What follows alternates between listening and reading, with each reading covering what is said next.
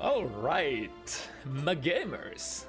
It is Sunday nearing 5 p.m. CET, and that means the weekly Bounty Hunters is just about ready to go off as well. Now, for the next 3 hours, we'll be settling the 7 show matches shown on screen currently. The event has no skill level restrictions and is therefore open for everybody to participate. Of course, the matchmaking team is always working tirelessly to make every match as even as possible, so that we can have, as many as possible, as many as we can of these cool nail biters that you may have come to expect at some point. The name of the game today is Guilty Gear Strive, and the format is first to 7 wins. I'm your usual host, QK, and now let's get this party started.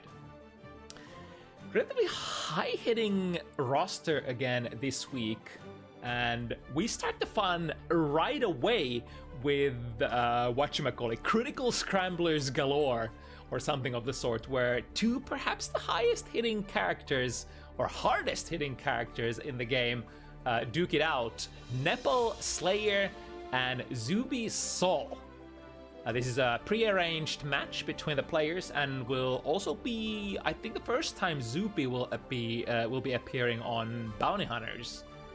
And a lovely character choice as well, since we've had a distinct lack of Sol players in Season 4, I would say. What with Sol's combo paths once again being shuffled and scrambled completely, and I guess making them a little harder to perform as well, as especially the most optimal routings, which could also, reduce the enjoyability of the character if, you just want to do cool stuff right away. Of course, the party does not stop there, as we move slightly towards a more neutral-oriented characters in the slot number 2. Still characters capable of dishing out so much punishment, as Lamprella Ram and Hoplan Sin meet in the field of combat. Yeah, you heard me. It is Hoplan on Sin, not the usual Nagori Yuki. We've actually had a sort of a small exodus of people picking up Sin recently instead of their main characters. And as a long-time Sin player myself, I definitely welcome the opportunity to give help to people looking to take this character to the top. Sin is kind of a really trendy pick right now. What with Dual Rulers, the new anime starting to air, and Sin being perhaps the strongest he's ever been in Season 4. If you ever wanted to join Team Sin, perhaps now is the time to do that. Hoplan comes from a Nago background, and I feel like there's a decent sort of share of certain fundamentals between the characters, having to manage your unique resource successfully, or face the consequences if you don't. And then the exceptions to the rule this week will be our 3rd and 6th slot matches tonight. First, where HiWill Ino going actually back to their roots here a little bit. Will piloting Ino with a new type of controller type. I forgot which it was. Was it a change to arcade stick? Let me actually check, because I'm actually super curious to give a little bit of background to what will happen when you drop the combos. Yeah, arcade stick is the switch that Will made, so that will, of course, play a little bit of a part in, reducing maybe your optimal power level as you're learning a new type of inputs, in a way. We'll be facing Chidz Dizzy. Dizzy, a character who, despite still being in the DLC vortex, so to speak, has a lot of game plan similarities with Ino, wanting to snowball from, hopefully, or preferably from one successful KD into, either strong pressure or straight up just mix-ups. Although I guess Ino has never been that much of a pressure character, whereas Dizzy can definitely pressure you for a very long time if you choose to spend resources and hold the opponent down. and try to stall time for those Wings of Light to resolve. Perhaps that is one possible playstyle that you can play Dizzy on. The other soft-hitting, quotations soft-hitting match today is Koolmees Jacko versus Ember Milia. Neither particularly damaging characters for sure, but capable of sealing the deal off a single knockdown. Jacko from starting an asphyxiating? Is that the word I'm looking for? Asphyxiating, overbearing, overburdening, absolutely nasty minion assisted pressure, especially in the corner. Excuse me. Whereas Milia's forte will of course be that mix-up city, that blender that the anime Air Dasher fighting games are known for. Taking a step back to look at matchup slots 4 and 5, we've got a double Potemkin matchup back-to-back. Both versus the poster characters. First, the Footsie's man Kyle himself, and next versus Sol. First, it's another pre-planned matchup between Wrathgazer Potemkin, who I've been hoping to actually feature on Bounty Hunters for some time now. A Danish warship level player that people might recognize from European top-level online competition. And the challenger today will be Eden Kai. The match will be followed up by our rookie tier matchup of the evening as Simppi, a recent Finnish player who has been surfing through a couple of different characters. And I was actually wondering when Simppi would end up on Potemkin, since the character is often very attractive to players who are new to the franchise. High damage, highest EHP in the game, and a grappler toolkit that exhilarates many players. And then at the end of the show, two familiar names, Ni Anji and Civ Sin, will duke it out in another surprisingly scrambly matchup, as Anji matchups tend to be, honestly. But we can talk more about those. But for now, let's direct our gaze to the first matchup of the evening. Let me ping the players as well. Now we are indeed ready to go.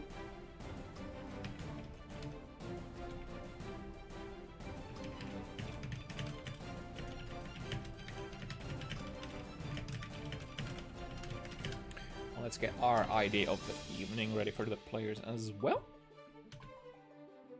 There we go. Now that's a really cool picture that ZUBI, I think, if I'm not mistaken, an artist for sure. This should be their own art. The only it's like we should have probably flipped the players around, because in the art the soul side is on the left, and then in the card the soul is on the right, so could have potentially mirrored this conundrum. Although, you know, what do you call it, when you have contradicting points such as this, such as like breaking the symmetry, there is beauty in that as well, depending on what kind of artistic background you hail from, I suppose. Very, very explosive matchup for sure. Both players do have their own neutral skips. I guess the one that we always have to think about first when we consider Slayer matchup is the K-Mappa Hunch. A tool that you have to space yourself very carefully against, for if you are at the sort of sweet spot.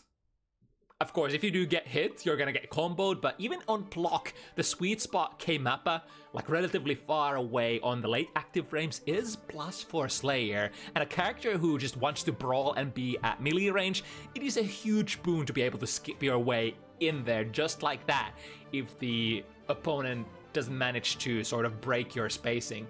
I mean, of course, it's a little bit hard on a character that does not have a normal dash, such as Slayer, to get yourself in the right spacing. So it's really important for the opponent of Slayer to try to either put yourself out of the K-Mappa range so that it whiffs, albeit it whiffs really fast, so it can be a really hard whiff punish, so that you could actually whiff punish it, or place yourself close enough so that the K-Mappa won't be plus. which is another really hard task because Slayer has that button too heavy, which reaches really far, catches you not crouching, and is a big combo starter, even on normal hit in this version of the game. Believe it or not, Slayer did not used to get like a huge load of damage of just too heavy. I think you could even RC it in the past. I guess if you're point blank, but you never use that button really on point blank ranges usually. Anyway, both of these characters, very hard hitters, getting the opponent in, you know, damage vortex. I guess neither of these characters are like super known for. I guess they're both like decently okay with pressure. Soul is definitely the more pressure-oriented character, able to dish out a lot of plus frames. Oh, well, look at that! We got gambles here. The dandy step out of the corner, the P version does move you forward instead of backwards, which could allow you to either switch sides with your opponent or steal the corner, as Nepal does here. Goes for the low follow-up, and then one more mix-up. We do have plus frames here, even from this character Slayer. And surprisingly, or maybe not surprisingly, both characters have a far slash very similar to one another. Moving forward, printing plus frames, although Soul, because Soul is a standard movement character, will be able to utilize it a little bit better than Slayer. Slayer usually cashes out by using threat from buttons like too heavy, such as here, that, to go to the other side, we have the meter going into the combo. Do we have one more loop, switch sides, wall slate, and then did have the meter just barely as well to get the cherry on the cake. And now ZUBI forced to defend with a very little amount of health, trying to mash there between the 2D, but cancelled into P dandy step to switch sides. That makes 2k from Soul completely whiff, giving Nepal a destructive, explosive first match win here. It is, of course, really hard to sort of stop the snowball of this menace of a character. Not necessarily considered like the toppest of tiers of characters, but Slayer has always been a menace. Slayer is very different to play against. It's like no matter where on the screen you are, Slayer has a little bit of that, you know, that explosive aura extending everywhere. Even when he doesn't really have reach on you, he can get there so fast by, you know, forcing RPS. And we have the 100-meter super here, should be able to take the cake. Even though this does not break the wall, it deals way more damage than the wall break ever could be. So really nice super if you manage to save 100 and the opponent just, you know, didn't find their way out of your pressure. Why not just spend it on that Last Horizon, I think is the name of the super. Into the plus frames, Master Hammer, another really important tool in Slayer's toolkit. If the opponent hesitates, Master's Hammer get plus, what is it, plus 30 frames or something. It's a massive amount of frame advantage that you're gonna get from that. However, now ZUBI finding a hit, able to get a wall slam, and a big combo of their own. This will potentially put Nepal into a positive bonus vortex for Slayer. If Slayer has one disadvantage, it is being on defense. This character is all about offense, all about the impossible to see sequences, such as these left rights. But when you're forced to being on the defense, you don't even have a true reversal anymore. You do have this though, the backdash that moves you really far and allows you to cancel into Hand of Doom for a little bit of extra RPS. However, I think if your opponent plays it in a certain way that does not, you know, engages you close enough and uses moves that reach far enough, it's kind of hard to get out of that situation. I guess, you know, using moves with a lot of active friends is the most important thing. As you are contending against, ooh, but hold that thought, we got a big counter hit here. We got the wall bounces from the new routes. Ooh, perfect. This is the kind of stuff that you absolutely have to have on Soul in the new season. You gotta have the new clean hit buffners on point if you want to cash out on all that damage. Oh, but bait on the wire Z here, as that was probably the only thing that ZUBI could reasonably try to defend with here, other than just reversaling with an EP. Because at that low health point, you don't want to necessarily... Oh, big counter hit, and Won't be able to get the extension on that Fafnir because of no 50 meter. Once again, Nepal stealing that corner real fast, like drifting forward. Not sure why ZUBI trying to press here, but with the slowed down frames, it's gonna be hard to do anything into a Kata bite. One hit is gonna be it with punish on 6P.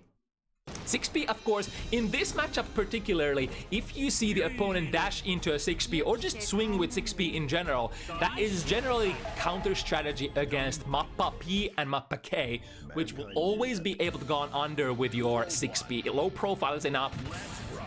And has a decent amount of active frames as well, so you can kind of leave it out there. The problem, of course, is if you whiff with a 6P, you open yourself up to punishment. Big counter hit here, 5 heavy again.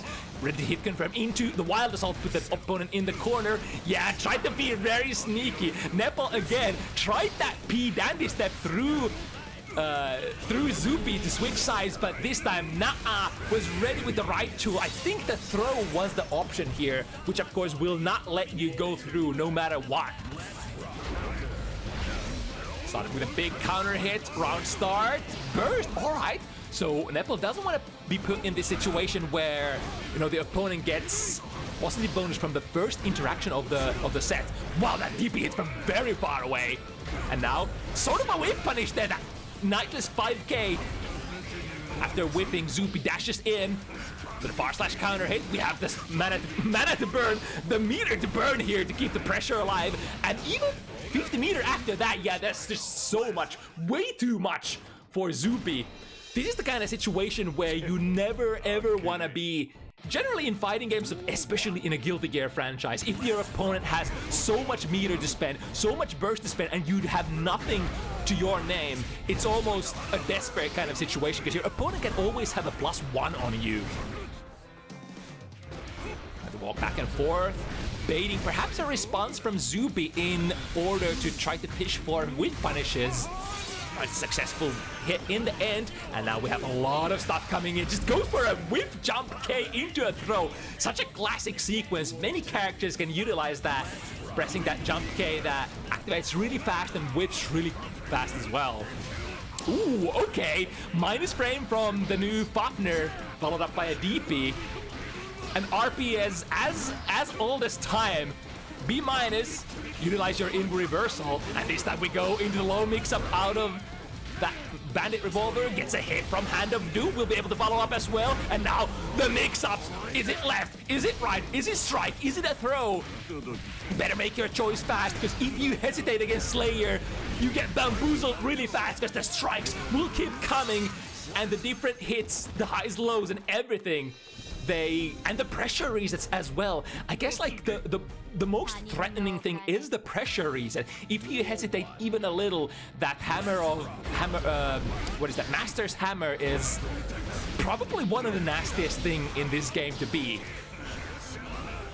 Guard crush that guard crushes you for such a long time. It's sort of akin to like what Slayer and what Johnny and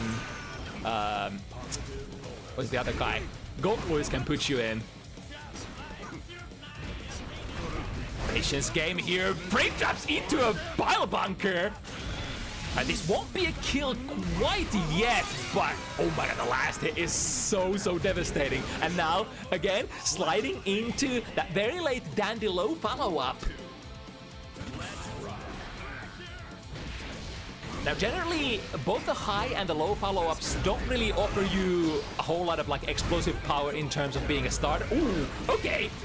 Because Nepal connected that pile bunker in the air, was probably feeling it, that you were not going to be as minus as usual and tried to challenge here, but now ZUBI, utilizing that counter hit, immediate burst out of that.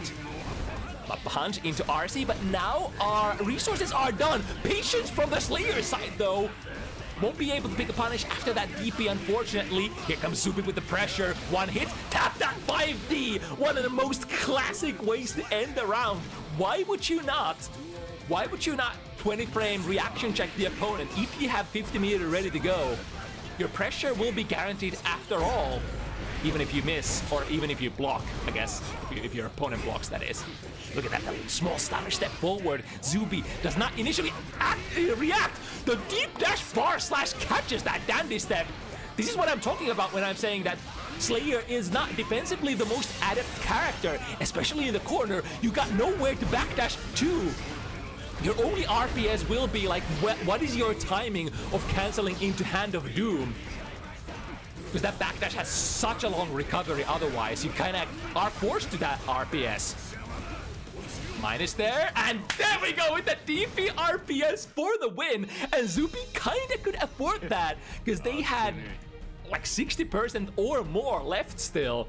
Even if you're wrong, I mean, it is Slayer though. Did Nepal have resources there? I'm unsure if that DP is actually baited. With optimal combo routing, maybe ZUBI was dead, but I think you gotta keep your eyes on the money as well. Since the opponent is so low health, this DP will just straight up kill you. It is very, very tempting kind of a thing to go for. Especially since ZUBI has had pretty decent success on these minus frame RPSs so far.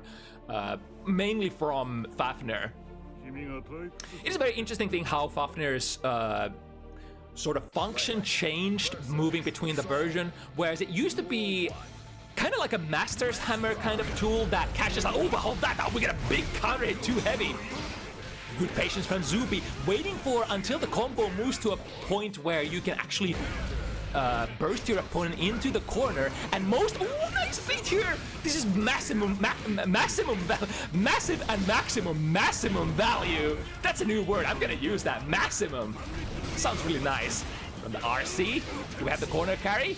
We actually have even better switch sides and into a safe jump kind of looking thing, although, I mean, there is technically nothing to safe jump because Super Mappa Punch is no longer a reversal either. Ooh, nice from the backdash. Counter hit. Well, unfortunately be able to, I think, can't really connect anything if you're too far away and the opponent is grounded. Even if you get a counter hit from the Fafnir nowadays. Bite, into another bite, into third one. No, here comes the DP and then a big punish. You're just dead. Unless combo drop. We still have juice to keep the pressure going. Overhead. One more overhead could be it, or maybe a throw, or maybe ZUBI's just gonna fire themselves out of the corner with the massive corner carry combo. Look at that! Those are the combos that we need to see when Soul Bad Guy is on screen. I love that shit. Sees the drift forward, throws, but unfortunately, the life disadvantage is a little bit too much, even though that was a really cool combo by ZUBI and a really nice effort. Misses the close slash punish there. This is tragic. Tragic. I think Pile Bunker is exactly -7, so you have to be really on point, or maybe -8, something like that. Ooh, but here comes a big close slash. Presses a button on that cross-up. You sometimes have to play it like that against Slayer, because Slayer players love to try to extract value from your hesitation. So you gotta show them that you're ready to press buttons on those loose cross-ups sometimes. Nevertheless, Nepal is on a decent lead here against our newcomer ZUBI, but goddamn. The last game, I kind of wish that ZUBI got that, because it was a really cool combo. And we're like, tell me if it's same for you, chat, but I'm so thirsty for new Season 4 Soul combos. We just don't see them very often, at least not yet. Good patience here, however, the patience killer is Master's Hammer, as you're hammering in the plus frames over and over again. ZUBI, punch a good reversal out of the corner, however, 6P from Nepal puts them back in there. Burst at the very end of your life bar. Ooh. Speaking of that spacing against K-Mappa, ZUBI had a really nice spacing there and had the reaction times to go for the whiff punish as well. This could be a foul. Oh, but the 6P against bar slash works quite well. Nice throws to cross up shenanigans, and with the instant air dash, cross shot or pressure reset, will be met on the second time with that 5B from Slayer. Basic counter hit starter combo, put the opponent into the corner, and now, ooh, it is actually ZUBI who is throwing. That's kind of a dangerous proposition, for command crabs can power through yours. So if the Slayer player was command crabbing again, your throw would get beaten. But now, deflect shield, ooh, gets a small little punish as well. Spending tried to cash out on the respect here. Was expecting ZUBI to respect, however, no respect. Destroyed the command grab, mashed through, and now ZUBI lands straight into a punish. Spend the RC here. Do we get the corner carry? We got another 50 in the tank. Do we even need it? Do we have a wall stick? No, not quite yet. But with that 50, that is going to be a massive boon. I think, yeah, Nepal also had that 50, so they could have basically spent meter for meter. Nice whip punish, look at that. Don't let Slayer players get away with that. That is one of the most important things. The K-Mappa spacing and then whip punishing too heavy. That too heavy will be swung by Slayers. No matter what you do, it's kind of like May 5 heavy. You can't stop the player from swinging it. It's their playmaker button. So it's gonna come out, it's gonna whip here and there, and you have to be ready to whip punish it. Ooh, kind of tricky situation. ZUBI kind of forced to spend the burst here. Now Nepal with a burst of their own won't get the punish on the DP.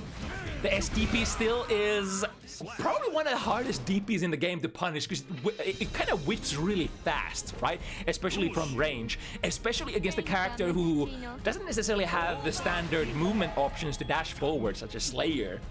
But nevertheless, Nepal procures another round, putting himself in a position where, yeah, you're definitely the favorite to win the set at this point, but ZUBI has had a lot of really good plays. Speaking of which, here we go with the 2K Abare, forcing Nepal into the corner. However, the back turn incident, or back throw incident, will flip the tables completely around. ZUBI does the same. Both players venturing a little too close to the sun. Counter hit Fafnir, immediate burst. That's been kind of like what Nepal has been trying to negate as much as possible. All the damage. Ooh. But the bait in the form of K Dandy Step. Minus here, yep, respecting the potential DP follow-up. This time has the meter to RC, keep more pressure coming. Minus, tries to challenge with 5K, however, ZUBI was nowhere to be found. The backdash out of the reach, even with the Nightless 5K. The Slayer Nagoriyuki 5K that reaches so far, so fast, won't be able to catch ZUBI that time. These are the good plays that we need. Another 2K2D started, put the opponent in the corner, and now we are in the danger zone for Slayer. How do we defend against this? Should be caught here? Yep. We're trying to corner carry as much as possible, finishing with that Fafnir. However, the big commitment to throw, and the backdash is one of its neutral enemies. We have 100 meter here. RC, ooh, but a little bit too close. Puts himself in a throw RPS. And here comes a throw of your own. ZUBI presses on, spend that, try to end the round here. Yes, indeed, we can, before the opponent even has a chance to burst. Now, Nepal has been bursting really fast, but that just happened way too quick, way too swiftly.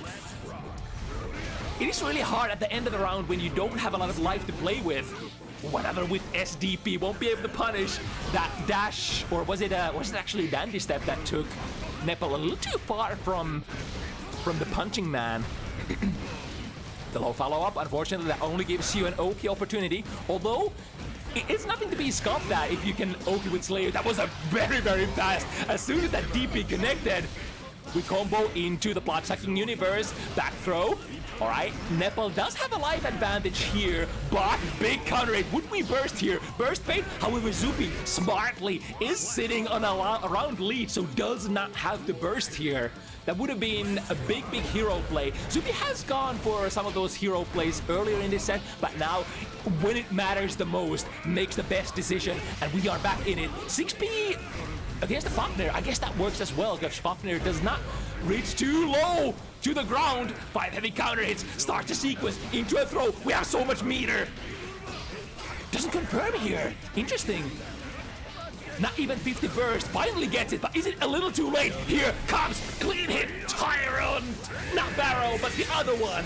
ZUBI is alive and kicking despite the number on the screen. 6-3, does not give a fuck. We're still going, we can still do this.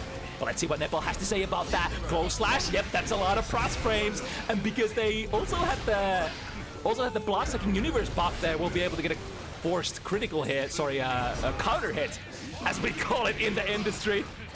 But now corner pressure tries to use as much FD as possible. Look at that, the perfect spacing trap, waiting for the button to come out and then a whiff punish. Beautiful textbook soul play, and now We're in the same situation, but we have 100. It is looking so bad for Nepal. Not even RC, not even punishing the SDP. The SDP RPS misses the combo. We're still in it. 6P is what starts it. One combo could be what gets Nepal the round. However, 2K, 2D again. Stay low to the ground. Stay safe. Avoid the bullets. ZUBI is in here to still play. Now, cross-up counter hit. That would have been definitely a follow-up still. But another counter hit, we double it up. Spent the 50 wild assault. 50 burst, whatever you call it. To the other side, no, front this time.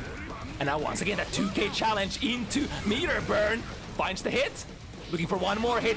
Even after missing that close slash there, Slayer just is so long on the recovery on the backdash. You would have to cut the recovery short if you wanna, if you would go into Hand of Doom. But of course, Hand of Doom on block is close slash punish, right? It's also -7. So a very, very dangerous kind of a deal. Kind of a DP kind of a deal. DPing through the 2 heavy. There we go. There's the Master's Hammer. But there's also the counter option. The 5 heavy reaches very far. Here comes the 2D. Spend it immediately. A lot of different options that could happen here. Look at how much meter ZUBI has. I could definitely see a burst here in order to try to force things with that 50. Takes a huge gamble here. Miss on the hammer of death. The Hand of Doom. HOD. YRC is actually close enough. 5P to ground the opponent and the chip damage. Oh my god, Nepal is on set point once again, but can they put the last nail in the coffin? That's gonna be a punish. And RC, sorry, the burst does come out, this time a little later. I like that, so that we don't always burst at the same sort of desperate, fast timing. There we go, perfect counterplay. First time we get the counterplay on Master's Hammer, but perhaps that's why Nepal hasn't been utilizing it too much, because they have respect for the opponent. They know that ZUBI can throw that on reaction. Has to RC here, keep yourself safe. This will also, ooh, here comes the burst. With the opponent in the corner, we have the meter, we have 50 more, we can keep this going. Is it high? Is it low? Good blocks here. Tries to press the 5K. Counter poke with the Bandit Bringer. Minus here. DPs. However, wrong punish. Too heavy is too slow. And the throw keeps ZUBI alive. 5-6. It's getting so close. I think this is it. ZUBI has it right. ZUBI has so much protagonist energy riding in the back of their blade here. The very tail end of the combo burst from Nepal. Of course, one of the most... Ooh, okay, I like that. The 6 heavy, even though that button has over time lost a little bit of its efficacy, it is still a very far-reaching poke. And as long as you get a counter hit, you should be able to confirm it. Not necessarily as well as, back in the vanilla days, but... Now, the whole life bar is left for ZUBI, so probably sitting slightly comfortable here, although the sweat drops might start appearing. Slow down air flames, however, the 2 heavy was already coming out. There is no way out of there, can't even jump. 50 meter, got the confirm, straight into Vortex. Could have RC'd that as well if it was on block. ZUBI looking strong, we got the counter hit, we're gonna get the wall. Yes, indeed. That heavy DP, if it carries close enough to the wall, will force stick the opponent to the corner, which you can utilize for some of your combo routing. If you're not working with a combo that deals enough wall damage, you can force the stick in your advantage. Now, okay, the challenge here. Lots of meter for ZUBI. That's gonna be a punish. Immediate burst. Yeah, you kind of have to. You're contending against Sol. Tried to go for a throw, however, ZUBI having none of it, mashing with the fastest 5-framer, and this should be a kill, right? We have the RC, and once more through the wall. Oh my god, however, the wall stick happens a little too early. Still, from the scramble, ZUBI brings it to 6-6. In a madness kind of first match on Bounty Hunters. This is literally why it was pre-set up. The players would know it was gonna be a good one. They wanted to deliver enjoyment for the viewers, and what a match has it been. The strong start from Nepal Plain textbook Slayer, pressing buttons, doing the combos, but as time has passed, ZUBI has powered up, has brought all sorts of really high-level techniques into the mix. The defensive throws to counter Master Hammers, for example, the spacing traps, the Street Fighter fundamentals, it's all there. Stuff that you don't often tend to see on competitive Guilty Gear Strive unless you watch the most highest level competition available. Now Gold Burst is definitely a good prospect here for Nepal. Will he be able to spend that meter? Yes indeed. Very dangerous to burst here. ZUBI might want to, but also maybe we wait to make it safe. Because Nepal had 100 meters, just basically RC at any point of the combo there. And now, from the close slash pressure, we'll be able to RC, the counter RC in order to not get punished. That's gonna be 2D into the P-Dandy cross-up once again. Tried to challenge it, however, if you challenge with the wrong button, I think if you challenge with really fast buttons, the timing just doesn't align you there. Slayer just slides past you. And now, Nepal once again with the set point. Will ZUBI be able to overcome it once again? Good whip punish. Well, it wasn't a clean whip punish on the 6P, but definitely took their turn there after, that whipped 6P from the opponent. Never should respect after that. Switching sides, spend the meter. Positive bonus loop. Perhaps looming over the horizon. What's your turn here? Big counter. It will have to burst, probably. That was gonna be almost an end there. Pile Bunker kills the 6P, but it won't be the end here. ZUBI with the last hit point and 50 meters drifting forward, but it is the backdash into Hand of Doom. Takes a big gamble, basically the DP function from Slayer against one of the biggest commitments you could ever make in Guilty Gear Strive. The throw, if it whiffs, you're done for. You're in a counter hit state, and at the very last moment, Nepal steals the set back. The set that was basically promised to them based on the situation on the score. However, what a comeback attempt from ZUBI. Lots of those good, cool new Season 4 Soul combos that we've been basically begging to see. Soul is still alive and kicking despite whatever you may think. I mean, you do see Soul at the very highest level of competition, of course, but on a slightly more casual front, such as maybe Bounty Hunters. Yeah, it's been a while. It's been a while since we've seen a good ass Soul, and I am thoroughly entertained. Now, how does one move forward from that? It is difficult. Well, first off, we gotta take a breather here.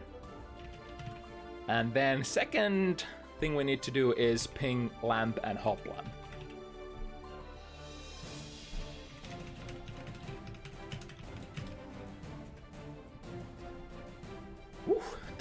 All right. In terms of the characters here, Ramlethal is one of those characters that can keep Sin kind of honest, because you do have, for example, your 5 heavy, a very far-reaching poke that does not allow the opponent to try to go under. No 6Ps, no elk hunts. And of course, on layer 1, every Sin player would hope that we can just not play the neutral, go in with an elk hunt and start the pressure sequence. Of course, we are talking about a character who is capable of playing neutral really well. Good whiff punishes with that far slash. One of the best defensive buttons in the game. 2S from Sin. Absolute god button. Good hitbox, whiffs really fast, very hard to whiff punish. It's all that the doctor ordered. And most importantly, really good damage conversion prospects afterwards. If you have 2 stamina, speak no further. It's gonna be 2S into half of your opponent's life. But even if you don't, Wild Assault into a wall break is also a prospect. Sin is definitely a through and through resource management character.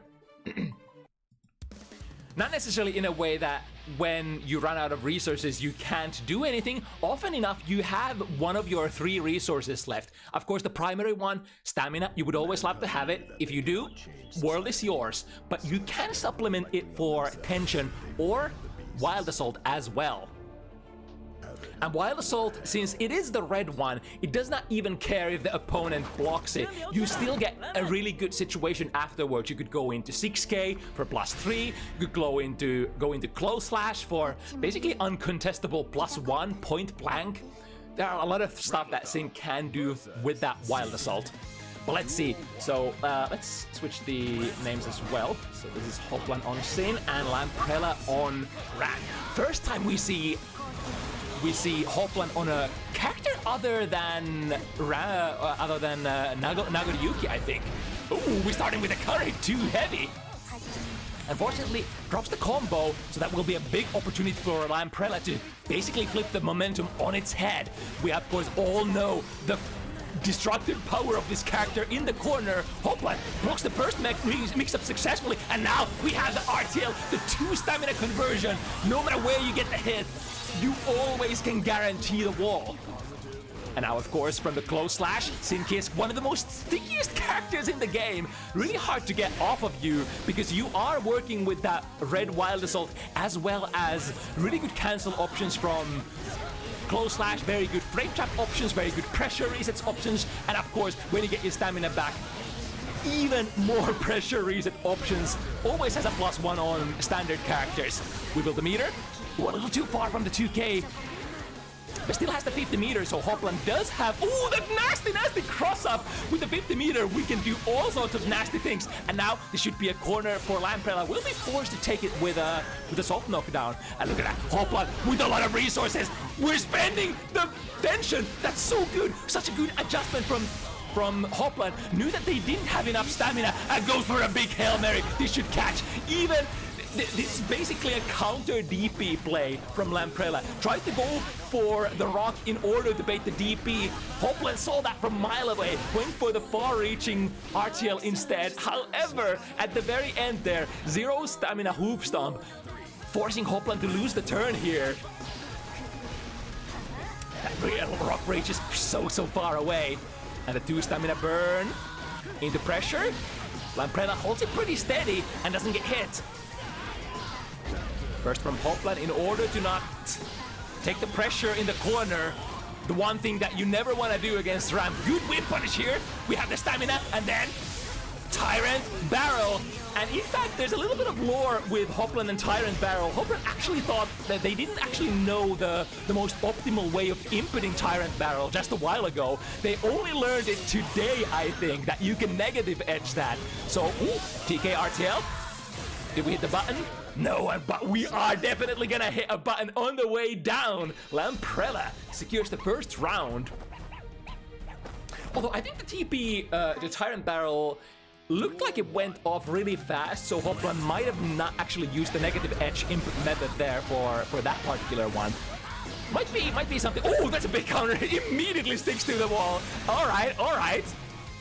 That 6 heavy counter would go into so much damage if you have the rooting down, but unfortunately the wall doesn't quite agree with Hoplan this time. Get out of there, leave the sword behind, spend the stamina as well so that Ram will be far away from that killing tool. It's gonna force the turn, try to do something here. Lamprella ready to play the throw RPS, the backdash in the corner actually turns into a favorable situation for Hoplan because Lamprella dropped their combo. YRC, one more we can spend here, yes indeed! And with the new changes, we can actually spend stamina on that hoof stomp, which wasn't possible in the old in the old patch as it is nowadays. It's so comfy not having to spend the 50 stamina, sorry, the 50 tension anymore for that. Looking for moves from Lamprella.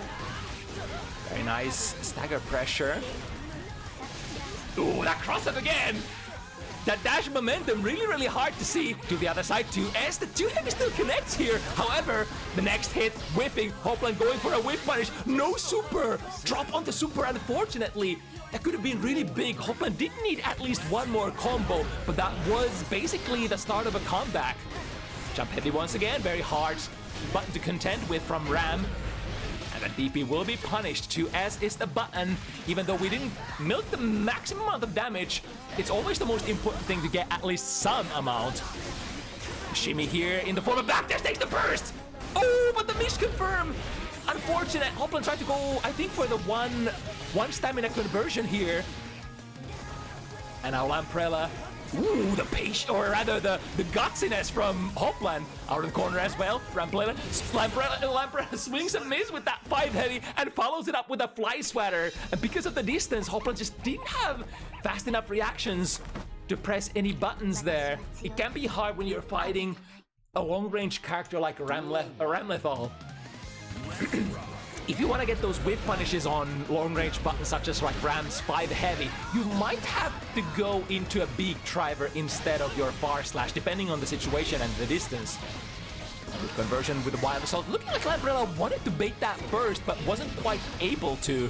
The rock misses, the sword misses as well. Hoplan in a really good position here. One, stamina DP conversion. Do we get the follow-up? The micro dash close slash unfortunately turns into a far one, which will make the combo with pretty much every time. Ooh, the L count is dealt with a neutral jump, or rather a forward jump. Jumping is definitely the sort of Achilles heel against Elk, because it will, because of the nature of the move, oh, is this, does it recover fast enough? No, we're gonna go through the wall. Hoplan tried to be a little bit fancy here. Maybe tried to go for the 100 RTL conversion, but didn't quite have the execution there. The sword will explode, and so will Hoplan immediately, and into close slash. Wow.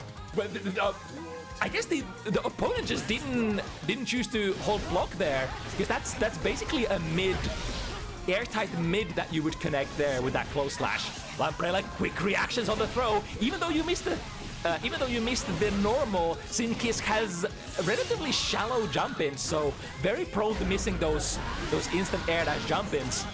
Ooh, drop on the combo again, unfortunately. We're gonna have to suffer the consequences. Swings the DP, misses it from very far away, and then pounces into Hoop Stomp.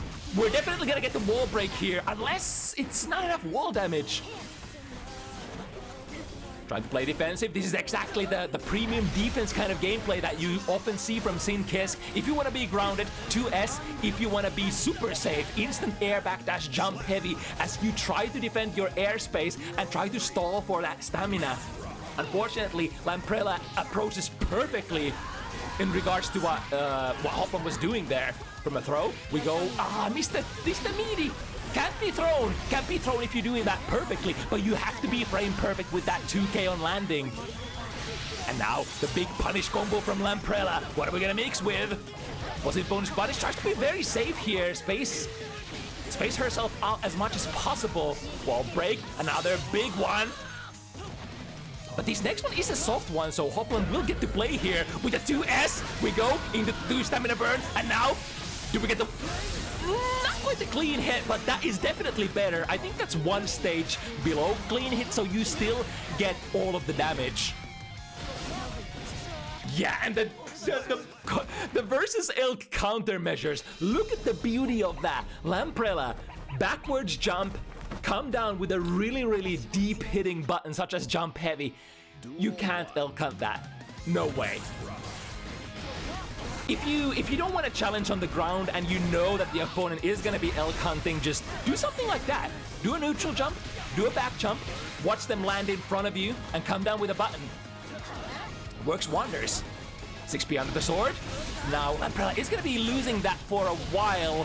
Although when the wall is broken, even if your opponent breaks it, you do get that resource back. Good backdash there, because Hoplan was so early on that backdash, will be completely able to avoid the sword RC. It's a lot of resources gone for Lamprella until she got a back throw, and now, yeah, get me out of this corner as fast as possible. We go with the 2 stamina, pressure burn. Oh, but we can't however, lamprella did burst that. There was no follow-up. Even on hit, that is basically your turn. I think counter hit hoof stomp on hit is the only kind of hoof stomp that is not just true punishable. It gets you safe, but you are still minus as Sim. But of course, in the heat of the moment, sometimes you're like, oh shit, I got hit. You don't have time to confirm what resources your opponent did have. And what do we have here? Almost 50 tension for lamprella. Soft knockdown though, so Hoplan still gets to play. We can force it. Force we do. We are in positive bonus after all. And use your external resources that are the swords. Good timing on the burst that makes lamprella throw the 50 burst straight down the drain. And here comes Hoplan's meter burn. This is hard knockdown. This could be good. Lamprella doesn't have her own, her only reversal. However, we have 50 burst, we have deflect shield, and using that to really good effect from that one touch. It's a kill. Building at 100 meter during that combo, Lamprella using the only resource that she had in that situation. She was basically in a situation where you have to burn that. You have to guess with that deflect shield at one point or another. If Sin gets the positive bonus going, it's over. You're not gonna get to that 100 meter until you're dead. So she had to gamble at some point. And she gambled well as well. With a stagger pressure, close slash, keep it going. Counter hit into, do we have the combo? 5k6 heavy loop, we have the wall. And now probably shifting into a more defensive stance here as Hoplan is trying to stall time for that stamina, and that one stamina is enough, especially with the expenditure of the 50 tension there. This is exactly the ebb and flow of Sin Kisk in Season 4. You burn a lot for your huge conversions, and then you go on the defensive for a moment. Feast and famine. A lot of players like this kind of gameplay. The micro dash 2S, I love that. Doing stagger pressure, because Lamprella has been very, very respectful on defense, I want to say. So there is definitely opportunities to reset your pressure and try to extract a little extra value. Here goes the reversal super though, and the back throw. Hoplan has a lot of resources, what I'm gonna play with. Ooh, the little delay there into beat driver, and then I didn't see if it was a clean hit, but was very, very close. Cold burst is the death of Lamprella because it's the cold kind. Of course, if it connects on block or on hit, it is the better kind of burst. However, if the opponent is baiting, if the opponent is nowhere to be found, it would be best to be blue. For in that case, it would reach the whole screen. But that is the gamble that you take. That is the conditional. You get so much, but you lose a little bit of the functionality of the burst. Into a guard crush? Yeah, it's really hard to backdash out of that unless it hits like at the very tip end of the sword toss. The DP is baited. We got the punish again to S. Actually deal quite a bit of damage here, even if it was not a close slash starter, because we are very close to the corner. And Ramlethal, ooh, empty jump. Backdash shimmy, however, was a little too far with that far slash conversion. We're still ready to burn it. You've got the wall. Spend all. As long as you got the wall break. But now look at Lamprella. This is a soft knockdown and she has so much. She can force this still. Windshield wipers, RC. Hoplan says, no, I'm still gonna play. Very close to building that stamina as well. 2 stamina is the threshold that you want. But now we lost the 50 tension. And got it back still. Oh, and the neutral jump again. The L-Cunt killer. Lamp is I feel like one of the primary directives of Lamprella in this matchup has been deal with L-Cunt. And I think that's probably the best proposition or best premise for your counters in game plan. Because the L-Cunt, another thing that we were talking about, May 5 heavy, Slayer 2 heavy, those buttons will come out. L-Cunt, it will come out as well. You can't stop it. You have to have a counter plan against it. And from the sword throw, oh, both players playing so aggressive, and immediately through the ball, plus frames on the rock, flip into RC, would be punishable otherwise. And the 6 heavy, it's low enough to cleave the L-Cunt once again. Ramlethal, one of the best characters in the game for sure, if you want to have tools to counter that L-Cunt. I feel like that's probably one of the most countered tools in this matchup altogether. The Elk Hunts, the dream tool of all Sinkisk players, but when your opponent is so hard focused on countering that, you gotta be really careful and use that sparingly. Looking for the whiff punish. Yeah, this is the fundamentals, the footsies. However, the rock is the ultimate footsies tool, able to hit the opponent basically full screen away and still offering you a decent amount of plus frames. Sword toss into a throw. We got another toss, still drops the combo, however, ready to press the offense. Lamprella is creeping very close to those dangerous numbers. Now Hoplan with 1 week of Sin under their belt. Can we make a difference here? Half of the opponent's life. The advertised slogan. Spend 2 stamina for half of your opponent's life. Join the Sith army now. But now Hoplan will have to defend a little bit. The stamina is coming back. The cross-up shenanigans once again. But while that has transpired, while Lamprella has been able to flip the situation, or rather equalize the situation, Hoplan has every single resource in the game available. Ooh, the 5 heavy would probably have to be in a 2 heavy to combo there. We have 1 stamina. Yep, into a wall break. Tyrant Barrel doesn't even need a clean hit. Does it anyway! Hoplan with the new negative edge input method has unlocked clean hit Tyrant Barrels. The maximum damage, the maximum frame advantage, but most importantly perhaps, maximum wall break range. Once again, coast to coast, we spent the 2. Don't quite have the 50 meter to finish here, but Sin is still rather decent at cornering, boxing the opponent in the corner, even without stamina. Here comes Lamprella's pressure. Both players have 50. Nice backdash out of there. 2 stamina into... Doesn't quite go for the RTL, unfortunately, but perhaps we double it up. The second hit of the hoop will screw up the combo here. Both players 100. What are we gonna do? Finds the hit. Immediate RC. Hoplan plays it very, very safe, but so did Lamprella. It's really surprising to see players play this patiently. Both have 100 meter and a soft knockdown on wall break. Who doesn't burn meter? Are these Strive players? This is way too patient for Strive. Finds the hit. Yep, Lamprella knows that would have been basically a wall break. Now with 1 stamina, Hoplan can only do so much. Ooh, do we have the 5P anti-air tech though? Probably not. But now opponent contained in the corner. We got a 5P anti-air again. However, unless you know that you can link certain buttons at what? Footsie is 6K? Alright, Hoplan, you got my attention. Do we get the wall break as well? Overhead, hoof stomp.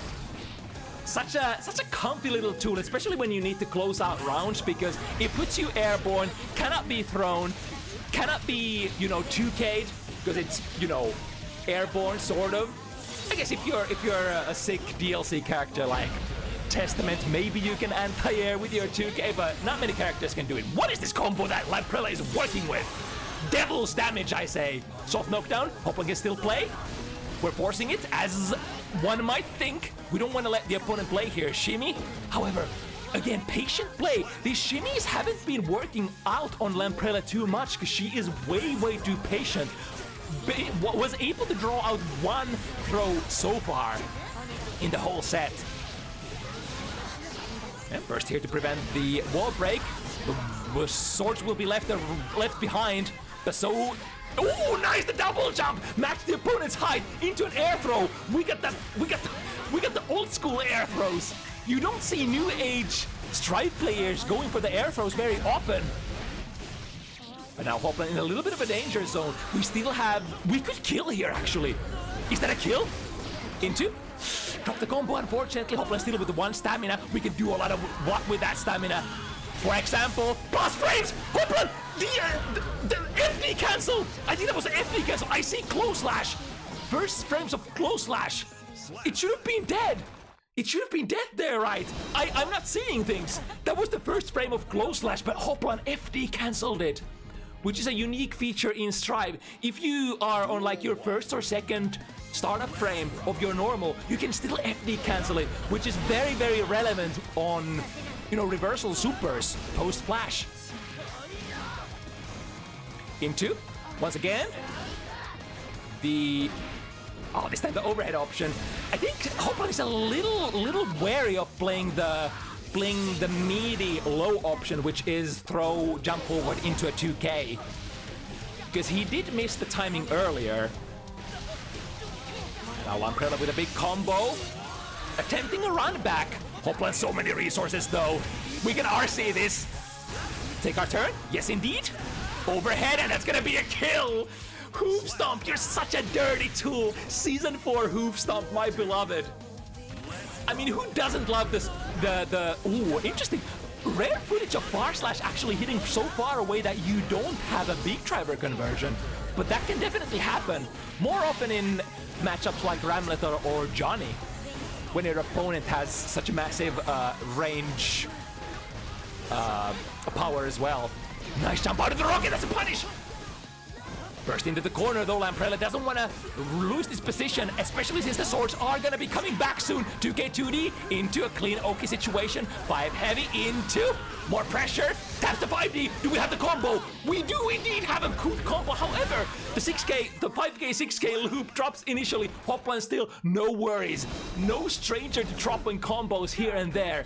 It doesn't matter. We still plow forward. We still press the situation. Happy little accidents is our motto in competitive play. Oh, interesting. Both players whipping there. The L count whipping on the instant air dash forward. Boxing in the corner, the 5 heavy. Oh, sorry, the jump heavy, forcing Hoplan to spend the burst if he still wants to maintain the corner. Taps with the 5D, however, no resources to be spent on that. And now, don't need to spend resources because we are in the corner and we have the swords. Put the opponent through the wall. Hoplan with the 50. What can we do? Hoplan has been really fond of that RTL. Has had really good RPS with that. Oh, but the delay there. Too heavy into big driver can be airtight if you cancel immediately, but Hoplan wanted to play it with a gap here in order to try to invite a mash of other kind. Half of your life gone again. Hoplan jumps forward. Red Wild Assault as well. Ooh, beautiful! Is there a throw there? I guess there is. Hoplan would know. And with the loop, we ended a little early. Yeah, making sure that the combo doesn't drop. We still need one more hit. The reversal super could be a thing here. Hoplan tries to reach for the throw, but the opponent is too far away. We are not Nago to Yuki after all. We have slightly reduced amount of throw range. Perhaps playing against Hoplan's expectations where the opponent can be thrown. But 100 meter RTL is on the venue. That should reach, right? Yes, indeed. And there is no bursting out of reversal supers. So Hoplan will be procuring that win. Both players going into the last round with full burst meter, which is a huge thing. 2 Orange Wild Assault users. Basically, it makes it so that even if you don't have the resources, the tension, or whatever your character uses to spend on your combos early into the round, you can always use the Red Wild Assault instead. Nice, Hoplan got it! Yes, I love that. Spend all, but still get the wall break. Now the sword is gonna come down. Beautiful air throw. Puts... Was that 2K? That indeed was 2K or something of the similar sort.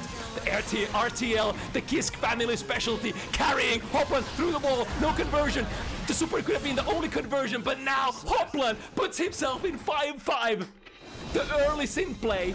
Last week, we had Rygand switching to Sin. This week, we have Hoplan switching to Sin. Team Sin is thriving, but it's not over yet. It's still, you know, an even matchup, both character and player-wise here. Could still unfold in any possible way. Hoplan waiting for the burst here. Lamprella, once again, displaying patience. Very virtuous in that sense. Let's get the burst out in the end, and oh my goodness. Whew, I need to take a breather here. Breathe. Would have definitely liked to get a close slash for his troubles. This time, the sword explosion RPS somehow... What is that? The explosion whiffed? So Lamprella didn't actually manage to get the hit. So Hoplan through the wall. Positive bonus. Waiting for a reversal.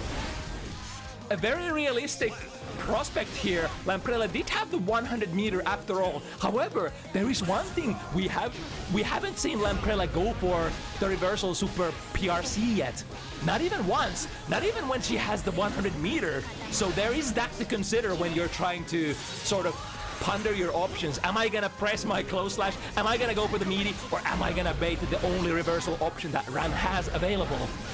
Put them down, counter, put them down, counter, counter, put them back in the corner with the burst. Lamprella has to pay for this round win, but perhaps worth paying.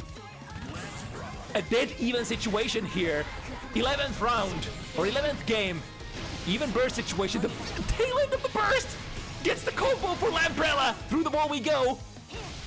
One saving grace for Hoplan is that Lamprella didn't quite have the tension this time. And from the round start, far slash, you know what's gonna happen. 2 stamina and close. Sorry, a clean hit. Tire and barrel. 60% of your life gone from the opponent.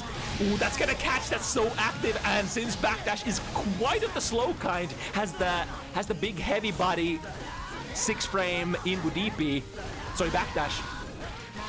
Ooh, was ready to RPS here.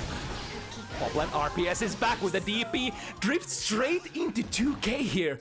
I wonder, was Lamprella out of the slowdown radius? Or perhaps Lamprella already had put the 2K out there before the RC flash. I mean, honestly, there was a lot of distance between the characters as well, so there was a lot of as the Smash players would put it, maybe messy guesses, or no, that's a mix-up term, right? There was definitely a struggle there. There was scramble. Scramble is the word I was looking for. Once again, DP out of the rock. That was a little too far. However, Hoplan takes his first bait on the reversal super. A little bit too close. The reversal throw will put the opponent back in the corner, and back in it you go yourself. What are we gonna do with 100 meter? Extends? Extends? That should kill, right? If we get the wall stick. However, there was a little bit of a delay between that 5K 6 heavy. Doesn't matter. Hoplan is still ready to play. Don't worry. Just play. A whiff punish attempt here. Ooh, I'm surprised the beak driver actually whiffed there. It was a good idea though. Perfect distance. Almost perfect distance. But here comes Lamprella with a quick wall break. Soft knockdown. Remember, Lamprella is up 1 game here. So Hoplan will have to perform perfectly if he still wants to play the next round, or rather the next game. Taking this round here would be it. Ooh, that was a good attempt. However, the shimmy. Lamprella was unfortunately whipping the throw a little too early. This will guard crush. Hoplan will once again YRC out of that guard crush situation, but still, there is more to come. Another sword on the back of Ramlethal. And now, set point Lamprella. Lamprella has baits the deflect shield. However, not being punished by Hoplan here. In fact, will turn this into pressure instead. The guard crush out of the sword. Swords will come back. Ooh, tried to go for, I think that was a rock. But Hoplan pouncing forward a little too fast. Nice, recognizes that this time there was a backdash out of that sword explosion. Hoplan finds the good hit. So close to that second stamina. And too far! No!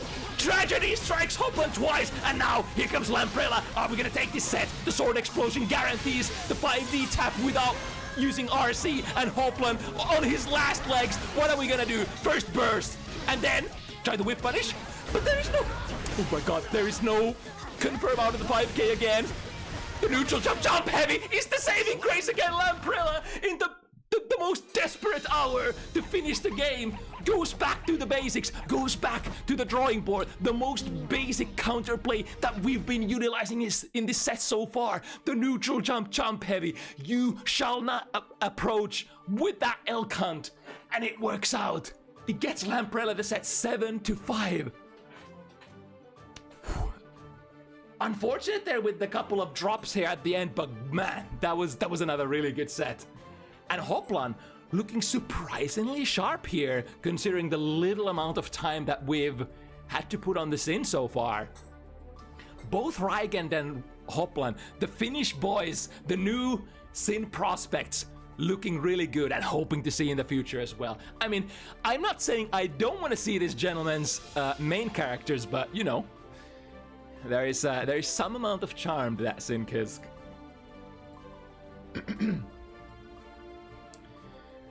Okay, so we're heading on to one of the matchups that was dubbed the lightest hitting characters of the week. And this would be HiWill on the classic Ino. It was actually Ino that we first saw HiWill with when they entered Bounty Hunters for the first time. In fact, for a very, very long time, HiWill was an Ino player after venturing into a couple of other characters. Now, an interesting matchup here will be facing Dizzy.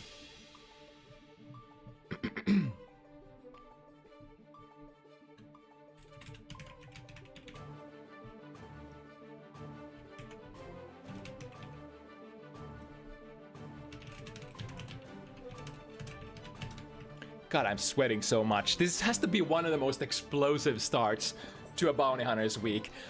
2 matchups in, and I'm so thoroughly spent already because the matches have been so good.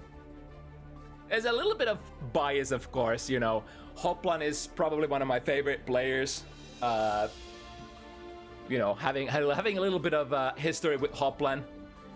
And, you know, playing the same character as I do as well. You know, there's a little bit of bias, And of course, the first match was just spectacular as well. Where can we go from here? So now I wonder. I tend to say that these characters are rather similar, but are they actually? So what Ino wants to do, Ino wants to get 1 knockdown into Mix-Up City. Dizzy has a couple of different options how you can approach the match. You have a couple of different win conditions. You could do the same route as Ino and just, you know, knock down the opponent, maybe do like 2k 2D, then go for basic left-rights, keep mixing up the opponent. Don't really do combos that do like massive amount of damage, but keep it flowing. You could also, if you have a lot of resources in the bank, you could activate on knockdown Wings of Light, then try to waste time as much as possible, activate Wings, hope that you have still enough tension in order to trigger that guaranteed damage and just burn your opponent out. Or you could, we've seen a lot of players have a little bit more neutral oriented approach as well, which usually revolves around looping the ice floor as much as possible, putting the opponent away as far away from you as possible, activating another ice floor, and especially if you're playing against a character who like wants to try to get there, wants to rush at you, such as like, I don't know, Soul Bad guy, standard striker guy. The ice physics will prevent you from accelerating and will prevent you from approaching the normal way, which allows Dizzy to, you know, zone a little bit more, because she is not affected by the same physics change. I mean, she gets the extra momentum forward as she's sliding, but she doesn't lose the... She doesn't have the same friction loss at start, so she doesn't do the Looney Tunes slipping. She goes immediately if she wants to dash forward on that ice floor. On the other hand, Ino doesn't really dash forwards like standard characters do, so I wonder if ice floor will play same kind of role in this matchup. Yeah, straight into the float dash that takes Ino airborne on frame 1, which will make her basically ineligible for the physics changes that Dizzy can apply. Now here's where it starts, into the mix-up, even without the node. We can do all sorts of nasty high-lows, double overheads. even throw option is on the table, especially when you have 50 meter, and utilizing the ice floor explosion for your own benefit is another thing that can happen in the Dizzy matchup. So whoever breaks, or rather whoever is comboing the opponent when the ice floor is active, will be able to take advantage of the last hit. That kind of pops the opponent OTG in a way. Alright, with that big horizontal chemical love. The chemical love is actually one of the tools that I was thinking about that might prevent Dizzy from playing the game as she would like to. Because you can snipe summon attempts from like almost half screen away. Even further away maybe. But now we're in the mix, charging the 6 heavy. Following it up with a, ooh, we find a close little 6 heavy up out of the air into the throw option that we were talking about. I mean, the normal throw is always available, but when you have 50 meter in the tank, you can do the big checkmate. One of the biggest cash outs that Ino has, and you don't even need 100 meter for that. 50 is enough. Although it sometimes feels like a 100 meter for Ino, because Ino needs the meter for so many different things. She has really good utilizations for having the 50 meter ready to go. Because like then you could force your way in with like Hail Mary tools such as like Stroke the Big Tree. Even if it's blocked, it's your turn with RC. You could go for the dives. Even on block, usually it's the end of your turn, but you could force your turn with RC. And of course, you know, some of your combos you would prefer to have 50 meter. You would love to finish your combos with a hard knockdown. Of course, since you're a Vortex character. Yeah, this character just enjoys having meter. And then, of course, you want to defend against the opponent's stuff sometimes, right? Because you don't really have a meterless reversal. Your best one is your reversal super. And even that is sometimes a little bit questionable. Here comes HiWill. Into 6 heavy, maybe from a safe distance, looking like a throw bait there. Might be 5B, take the Ino out of the sky. Big 6 heavy once again. There's been a choice here after the 6 heavy. It has been a fully charged one, so maybe could combo after that if there is a hit confirm. But it is a little bit of a hard hit confirm with only one hit, so you're gonna have to choose like what do you want to do afterwards. If you want to go for maybe pressure, nice jump out of the throw. So Chidz is gonna steal the turn back. The 2K, cut the backdash, and into a successful combo as well. That's really beautiful, being able to combo an airborne opponent. And we have the wings active. Time is TikTok ticking. Chidz, looking really good. It's gonna resolve, right? Oh, the wall break. The wall break sucks here. And now, the timer resets. That's actually counterintuitive for Chidz, unfortunately. That was gonna be a kill, and like he had so much meter as well for the resolved wings to deal damage, but the wall break ruins everything. Still with a little bit of a life lead here. However, with the use of the reversal resources. First HiWill taking it back, then Chidz. The fire, ooh, using that jump D. That's probably a really good tool. I mean, it is probably still vulnerable to chemical love, but basically versus any other approach tools should be pretty okay. A little unsure about how it interacts with Stroke the Big Tree though. Because Jump D keeps you airborne for a very long time as Dizzy as well, and pushes you back, so it can be very hard to reach even if you have a forward moving special move. Another mix, time to start. Ooh, no confirm. Still in the brush frames, utilizing the Mad Love. And then, going for a, okay. That's a couple of happy little accidents, maybe. I think Will wanted to kinda do the wall slump. But the problem is if you slump your opponent too high up into the wall, they just can tech afterwards, and there actually is no slump. Yeah, there it is. Will try to go under with the use of Stroke the Big Tree, but the jump D just keeps Dizzy airborne way too long. Of course, it depends on spacing, depends on timing as well. So in a different kind of situations, you could have a different outcome. Ooh, that's a cool backdash catch. Ooh, going for a lot of backdashes here until there was no more strikes from Ino. to be had. And now the pressure, canceling the chestnut, reversing with the command grab. I mean, the cool thing is that it still, even on whiffs, goes into that follow-up animation, which will make it a little harder to punish if your opponent is not quite ready with the counterplay. Ooh, there we go! Speaking of the spacing! And then into the command grab! Another great example how the jump D from Dizzy versus Stroke the Big Tree that ended up in Dizzy's advantage previous round now ends up in HiWill's advantage because of the close spacing that they were in.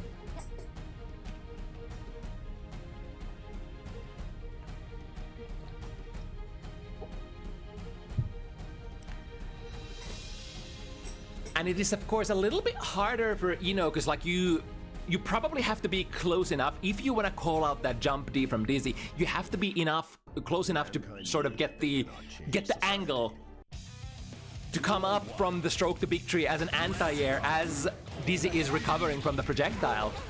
But if you're too far, you might actually just slide into a punish yourself, or getting punished yourself.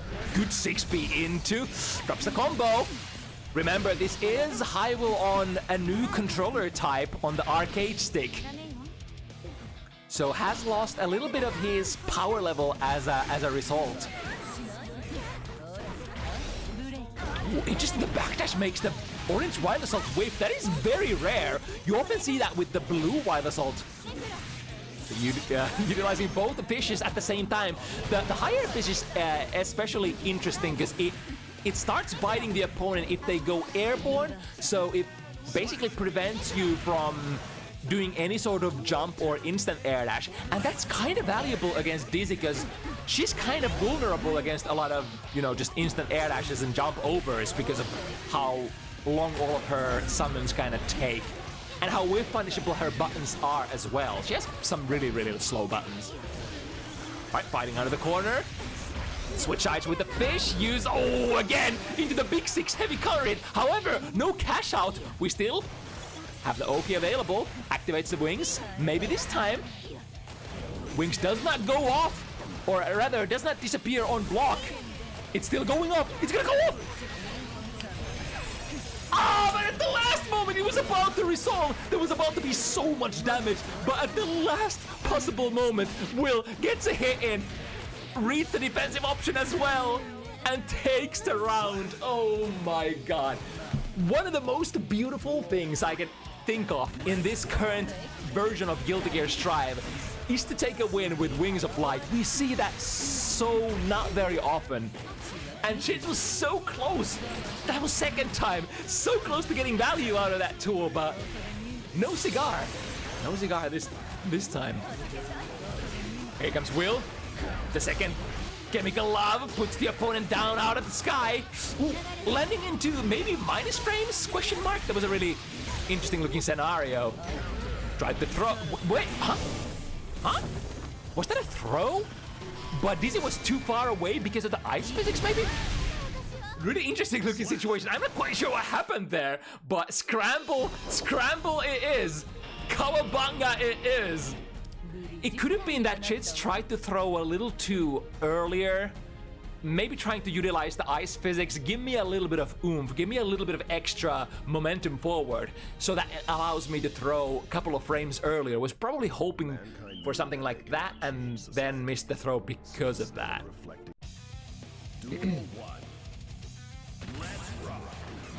Now the situation is 2-game lead for HiWill. Two slightly rarer kind of characters. The jump D once again. A big stop sign. There's a lot of different heights that you could fire that jump D from Dizzy as well, depending on if you do like an immediate TK or if you delay it a couple of frames or whatnot. Into another throw. Do we set the fish up again? No, we're just shimmying around. No reaction from Will initially, but also the 5D tap. No tension burniture. Burniture, expenditure, burniture. I love burniture. I've been making up some really fancy words during this cast. I already forgot what some of them were. A 2D, ensure pressure. And then, once again, the very low jump D preventing HiWill just complete... I think that just puts a complete stop sign on Ino's game plan. because you can't dash forward.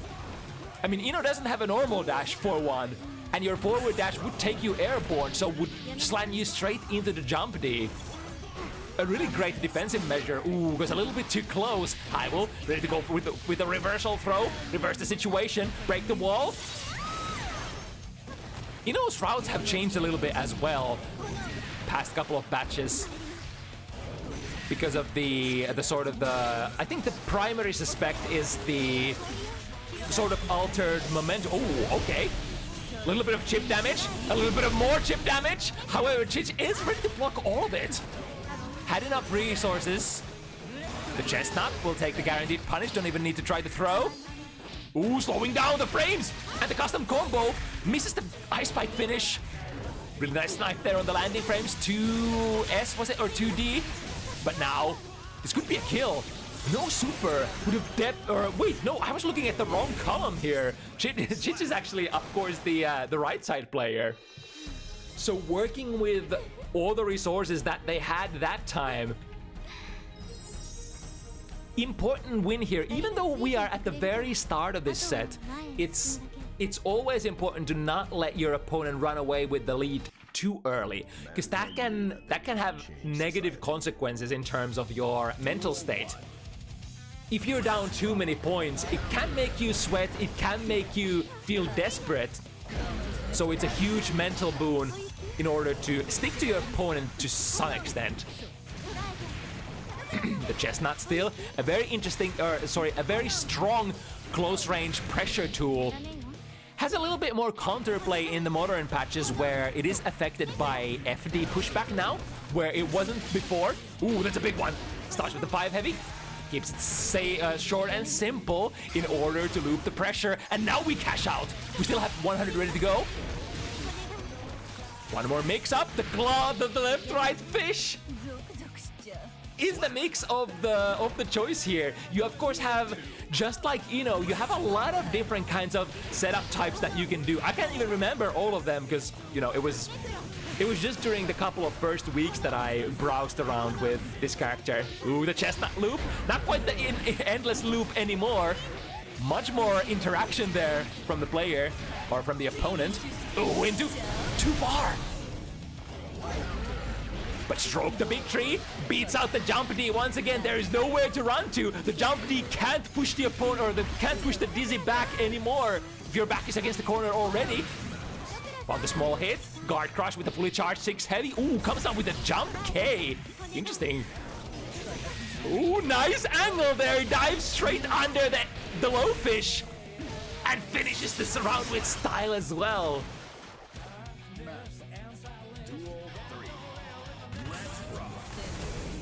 Now, I wonder, because of those two, I wonder if Chidz has completely forsaken the game plan to attempt to try to take out the wings, or if it's just, you know, game situation, resource situation kind of a decision. Perfect spacing once again. Sees that stroke the big tree is the key here. Ooh, that chestnut came up so fast. And the 2D, perfect spacing. Look at that. The 2D, one of the furthest reaching 2Ds in the game for Dizzy. A very classic kind of... Oh, yeah. Don't try to go over the up fish. The high fish is almost impenetrable. Because it activates so fast. Oh, jumps over, falls in it. 100... Oh, wait, what was the hit? The overhead. I think the overhead scored the hit, and then the late projectiles broke the wall immediately there. So HiWill...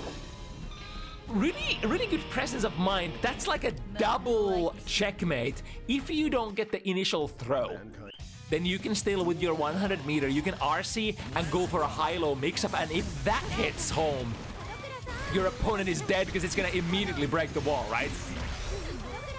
Back into the pressure situation, take out a fish, and this pressure never ends. That's so much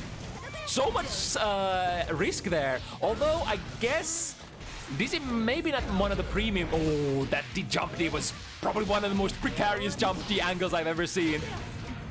Nice, uses the chestnut to negate the projectile, and the reaction times. Chidz sees the sliding, sloping, slow approach there from stroke the big D, just throws it. Another jump D to control space.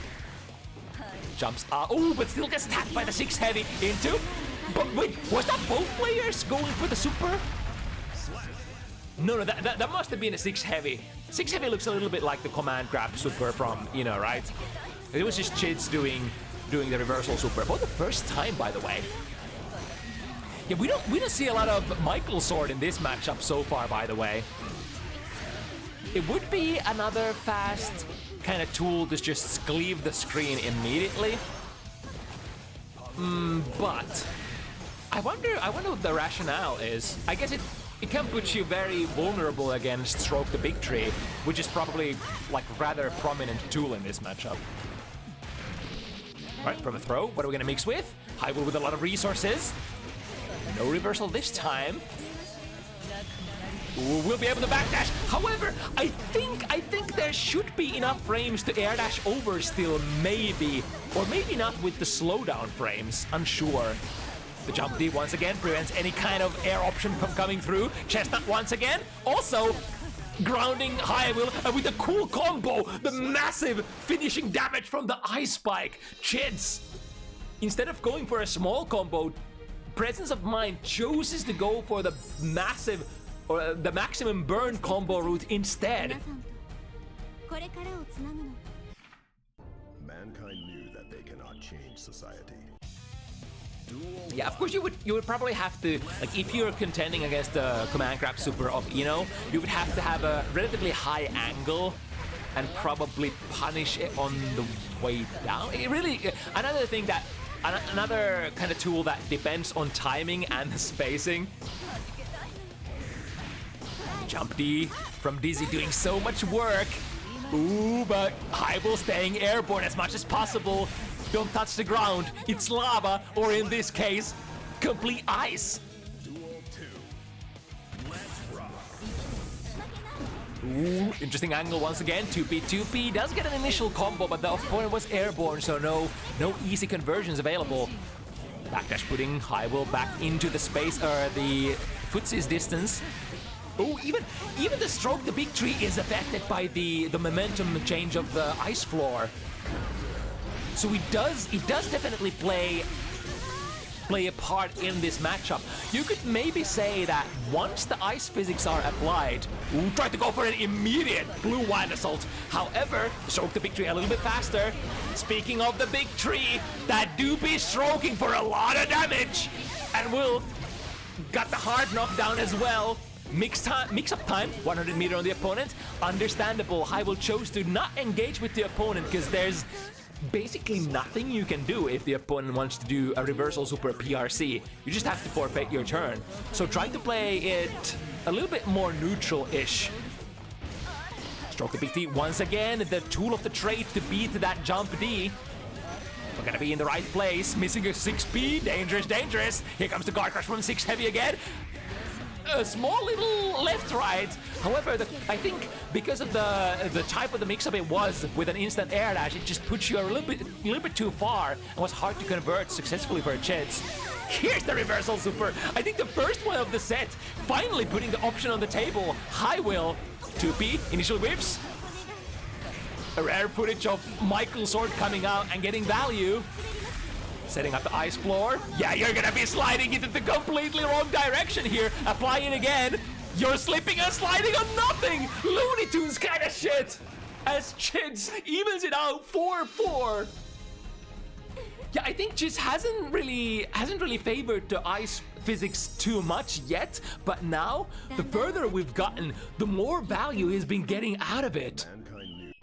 And that last round was probably the pinnacle of ice physics value. Yeah, modern Stroke the Big Tree, unfortunately very minus, so losing your turn afterwards.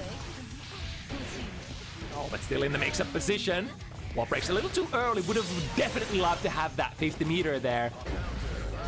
Oh, but Ina's like mid long range buttons are surprisingly good for footsies. Probably can we get over it? No. Get over it with HiWill. Does not manifest. Chidz still forced to remain on the on the projectile side of the super. Right, both players missing on the round start. Big conversion though. These conversions. Surprisingly decent amount of damage for an Ino combo, although that was, I think it was a rare kind of startup on a counter hit as well. But here comes the damage for Dizzy. Both these characters are rather soft, being, you know, OG quotation lightweight characters or female characters generally tend to have lower defense modifier than other characters, although in modern Guilty Gear it doesn't necessarily strike through because we have characters like Mei who has rather high EHP, right? Right, time to mix it up. Low is blocked by Chidz. Oh, but that was a throw from very far away. Set it up into one tick note into a throw. So, note is an interesting tool because it explodes. The number of explosions you get based on the distance that the projectile traveled, right? And because you use it point blank here, it only explodes once, causes very little hit stun, and allows you to take your throw immediately afterwards. A tool that you don't necessarily see very often, because, like, I mean, if you know that it's gonna explode for only one, I mean, you still can get a frame trap out of that, right? Right, projectiles meet, not quite exploding the ice floor yet. It is always a sort of like, unless you have a KD situation and you can't make the ice bite explode safely. Maybe you shouldn't. Oh, did we what? Did we take the wings off? I guess because Chidz was just way too far away and didn't want to lose all of that meter. I think. Light prevents Chidz from air dashing out of the corner. We have the burst as well. Situation is rather equal. Ooh, the plummet forward. We have the corner pressure. Find the hit, find the reset, and that should be the kill, right? Yes, with the new routing. Resetting is, of course, one of the de facto ways of playing this character, Ino.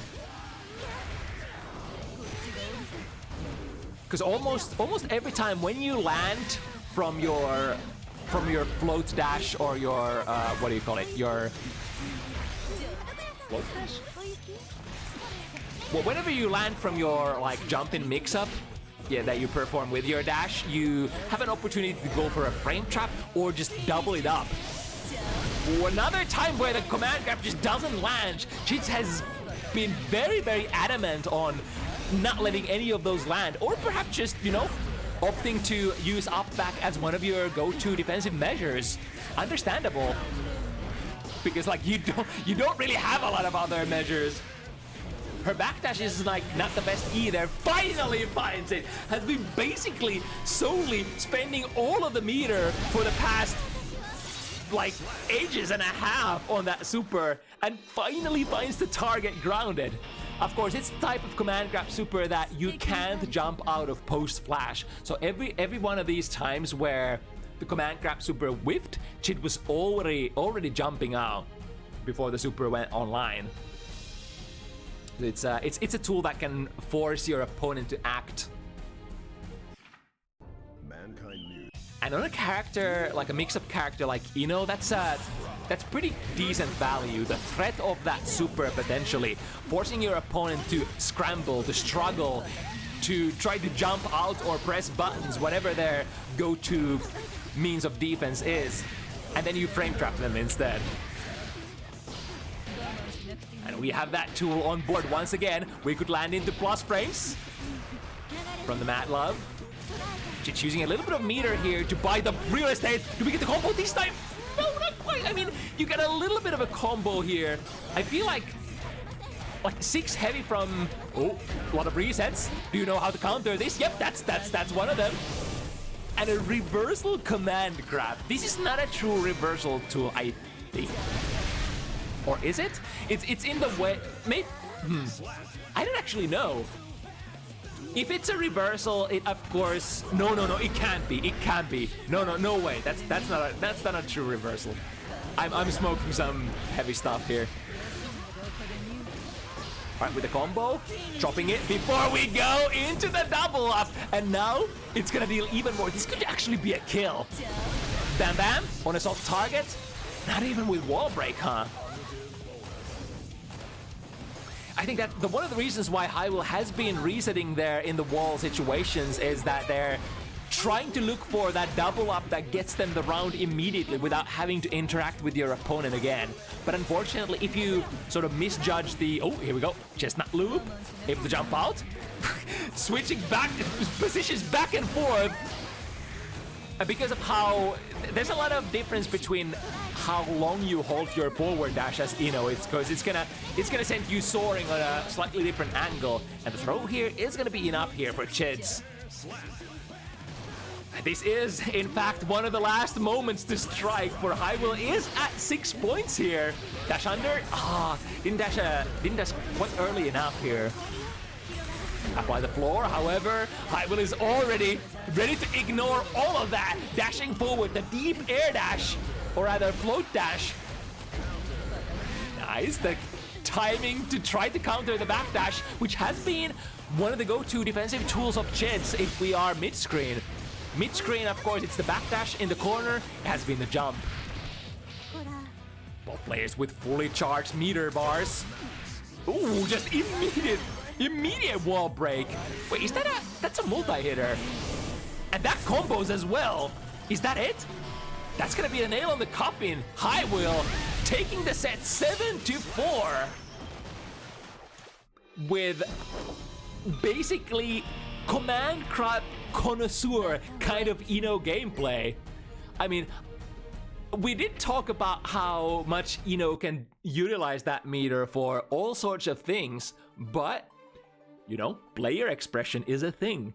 So if you want to sink most of your meter on that into that command grab, you definitely can, and it will shape your game plan, and it will shape the way you play and how your opponent has to play against you as well, giving you a little bit of flavor, if that is the kind of, you know, tool that you want to rely on. And of course, it does give Will the win today, so works out just perfectly. Next matchup is super interesting. This is the other pre-planned matchup of the evening. Wrathgazer and Eden requested to play against one another, and here it is, one of the nastiest, one of the highest hitting, one of the hardest hitting, one of the most dangerous Potemkin players in our humble little region. Wrathgazer from Denmark.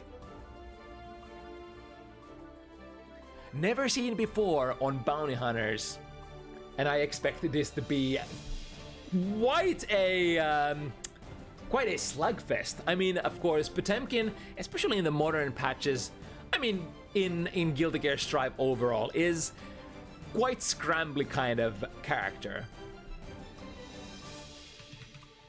But it, of course, due to the merit of, you know, what kind of character you are, it does favor you. You do have a lot of, you know, tools that make the opponent be like, damn, he just really did that. But you can afford to gamble with your top tier EHP.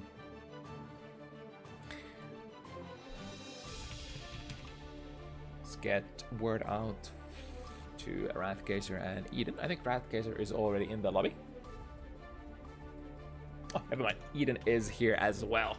So we are ready to play this out. So coming up next, back-to-back 2 Potemkin matchups. Next one, of course, will be this versus Sol. But now, before that, we're gonna play Wrathgazer versus Eden. The de facto grappler of Guilty Gear Strive, or the Guilty Gear franchise in general, versus the Shoto. The Footsie's man himself, Kyle. How are we gonna approach this matchup? Especially the new, modern, top-tier Potemkin. I would have... Gosh.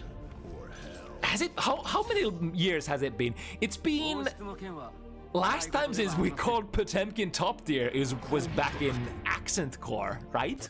And that's been like 2 decades ago. It's been a long time since we've had Potemkin this strong in terms of tier lists. And we're, of course, starting with a taunt, or respect, if you will. And ready to punish. Of course, those... without spending meter, those armor moves, be it Hammerfall or heat tackle are going to be quite punishable on a grounded opponent.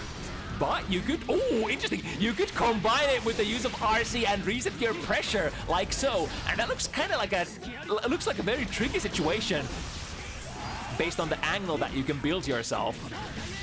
And that's a plus frame from the shock and the flip kick combined. Oh, another little plummet here, using the FRC to go for a momentum cancel.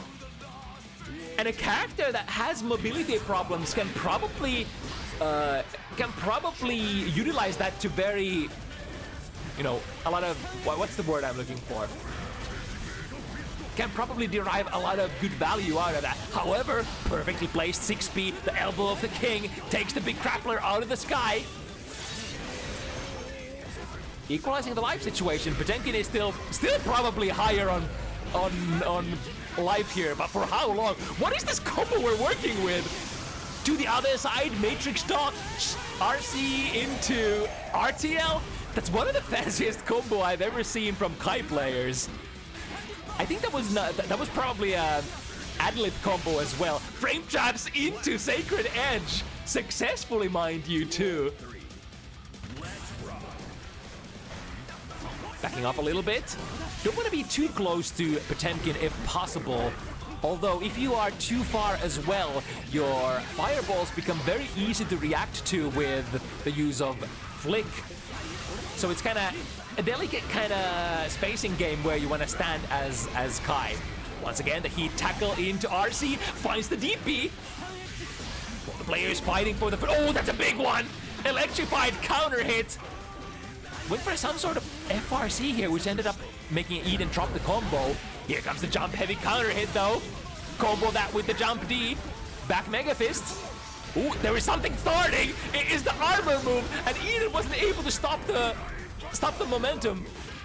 Ooh, that was an interesting read. So Wrathgazer went for like a TK air throw here, which made the deflect shield from oh, wrong names by the way. I'm so sorry. There we go, fixed.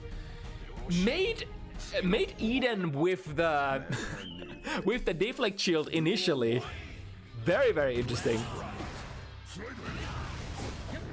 So far, the go-to way to dodge the slide head plus frames for Eden has been the backdash, but because we are a standard character and we have a normal instant air dash, it could be the option as well. The TK throw here again. I wonder, that must be a miss input of some sort. Ooh, well placed flip here. I think the RC into flip kick from Eden was supposed to be the counter tool to prevent Wrathgazer from going for the flip. It's kind of usually what you want to do if you want to... Ooh, big counter hit! And the opponent is electrified as well. Luckily for Wrathgazer, the wall had taken quite a bit of damage already. But the backdash into a nice air scoop. Oh, the backdash, instant air dash. Sorry, backdash FRC overhead. Doesn't get a clean conversion out of it though, Eden. Back into the footsies. Ooh, a little early on the throw here. So Eden is gonna get a full punish. Spent the way Wild Assault as well to get the wall break. Definitely worth it. And then go back to neutral. Both players with 50 meter. But the meter is gonna... Oh, nice bait here. Gets a clean punish as well. Is that gonna... Breaking the wall a little too early. I think Eden was expecting to be able to get at least one or two more normals here. Switch sides, and that should be a kill. Any super will do. FRC is okay as well.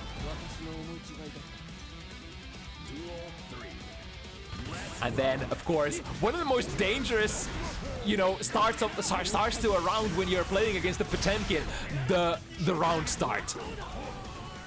Especially because Karabuster is such a menacing round start tool nowadays, because not only does it armor through a lot of things, it still reaches so far. So even if you're trying to walk back, you can still get caught in the Karabuster if you're not careful.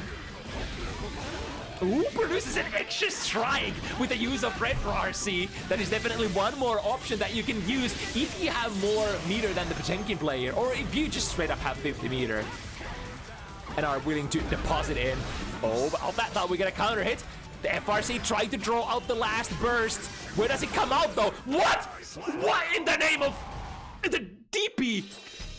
Kai DP airborne still hits behind. There was some sort of a cross up here. What is this black magic, this sorcery? Duel 1. But I mean, the thought process, of course, for Eden was that this is a tough-looking situation, and I am airborne, and the opponent is kind of looking like they are grounded. So one of the last sequences that you can use to save yourself with is to go for that air DP. Make a fist forward, gets a counter hit, spend 50 meter in the mix-up, and the mix-up is really potent because that command grab hits for very, very high amount of damage. With punish on the flick, a thing that you definitely want to have in your pocket if you can. Big combo there because the opponent was electrified as well. You can get that heavy DP loop at the end if you reach the corner. But very careful, close slash, links into close slash and counter it, and I think they were slow down frames as well. So a lot of different ways that Wrathgazer could have finished that round here. Nice instant jump into a jump slash, and that jump slash is interesting button for Potemkin because it activates, it kind of activates really fast and it hits really deep. It's kind of like a, not necessarily like a ram jump heavy, but it's kind of similar kind of tool. You can hit it very early and then come down with it. So there has been historically a lot of like re-jump pressure available for Potemkin, where he hits jump slash very fast when he leaves the ground. Alright, once again trying to defend the the fireball. But that time Wrathgazer was just straight up way too far. And then the super fireball of the king takes care of that. Going back to back, very even so far in this game number 3. Eden finds a big counter hit from half screen away. Maybe a little bit too far away because that ender did definitely not connect here. Plus frames from the 6K at the end here. Grounds the opponent with the use of 5B from Potemkin. Ooh, got them doing something, but not a clean conversion. Runs straight into the 2D. That's one of the problem buttons. Basically the problem conundrum at neutral is that Potemkin buttons reach so far, both 2D and 5 heavy. I mean, far slash as well, and flick, and slide head. Like Potemkin has such a queer reach for a grappler character. And of course, a huge fact playing into it is that the screen is so zoomed in Guilty Gear Strive. There's just nowhere to go. You are kind of locked in with all these gorillas because you can't build distance, and that creates kind of like a perception of like Potemkin having really far-reaching buttons because you can't outrange them. Oh, from the cheeks into another command grab. One more and it's done. You're taking sort of. Oh, but here's a big starter. Into drops the combo and a good check there on the flip kick. If you let that flip kick go through while you are electrified, it's basically plus frame city for Kai. So it's really important that you have some sort of reaction counter play for when the Kai player is trying to play that. Of course, it might require all of your concentration, so you might open yourself up for other kind of things if you're just looking for Kai to live around. Pick up his forward, big Hail Mary, does hit, gets a little bit of real estate for Wrathgazer, at least for a moment, but Eden still boxing it in. Got clipped there at the tail end of that armor move. Have to take all of this pressure, and at the very end looms the big reward, the Potemkin Buster, 5K, Fisher Price, my first active frames, improved even more from vanilla Strive. Oh, and I like that. Using the flip kick as sort of a throw crush, you can definitely use it for that purpose. And because in the modern patches, Potemkin tends to defend so actively or so much with Potemkin Buster, a throw crush like that is very useful to have. Trying to make Wrathgazer whiff something that we could whiff punish, but the spacing, there we go, finds it. However, the conversion is nowhere to be found. And then the Buster, the other Buster collides with the armor, or the strike, and the armor frames. Oh, the armor frames. some of the best new features that we put on this grappler Potemkin.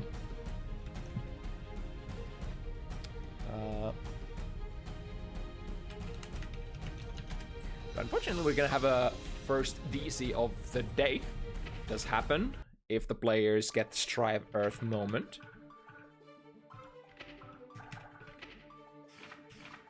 Let's try to get the players back into the lobby as soon as possible. Whew. It's gonna be a little bit of a an opportunity for the commentators, aka me, to breathe. Of course, you know, the funny thing is, even if I have a small moment to breathe, often enough, I'm just spitting shit so fast that I don't have, you know, time to actually breathe. And then we go into the next match, basically hyperventilating.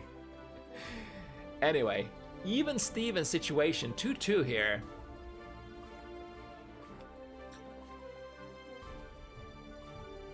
Seeing a lot of new kind of sequences that you don't tend to see from Potemkin players. Of course, Wrathgazer, one of the top talents of this character in our region, and knows all sorts of funky tricks, such as the heat tackle FRC into. I'm guessing the options are high, low, and into Buster as well. Of course, you would have to be in the know as far as how the frames go in regards to like what are the opponent's options there then.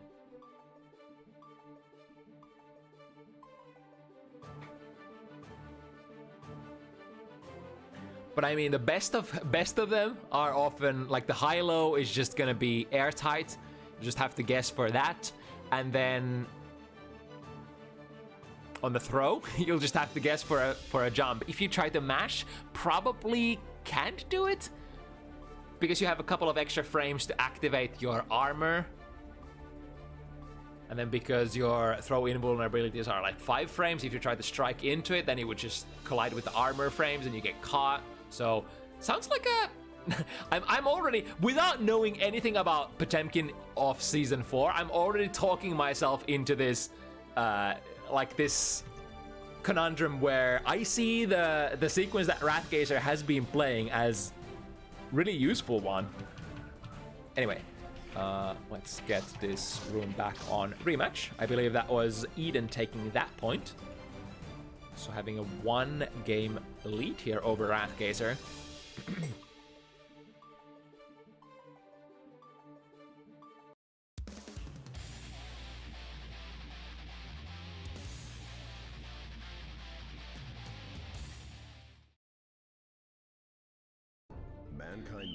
So the footsies have been working out pretty well. Eden is, of course, very aware of what the active range of this character is. You see them seesawing back and forth around the sort of the maximum range of that 5 heavy, that 2D. Backdashing as well, making sure that if the slide hit comes out, we are often enough, like almost accidentally backdashing it, such as exactly here. The downside is that, oh, never mind. I was about to say the downside is that if you're not jumping forward, you're not gonna get a punish of any kind. But Eden actually able to maybe read, maybe react to opponent going slight head and then getting a punish.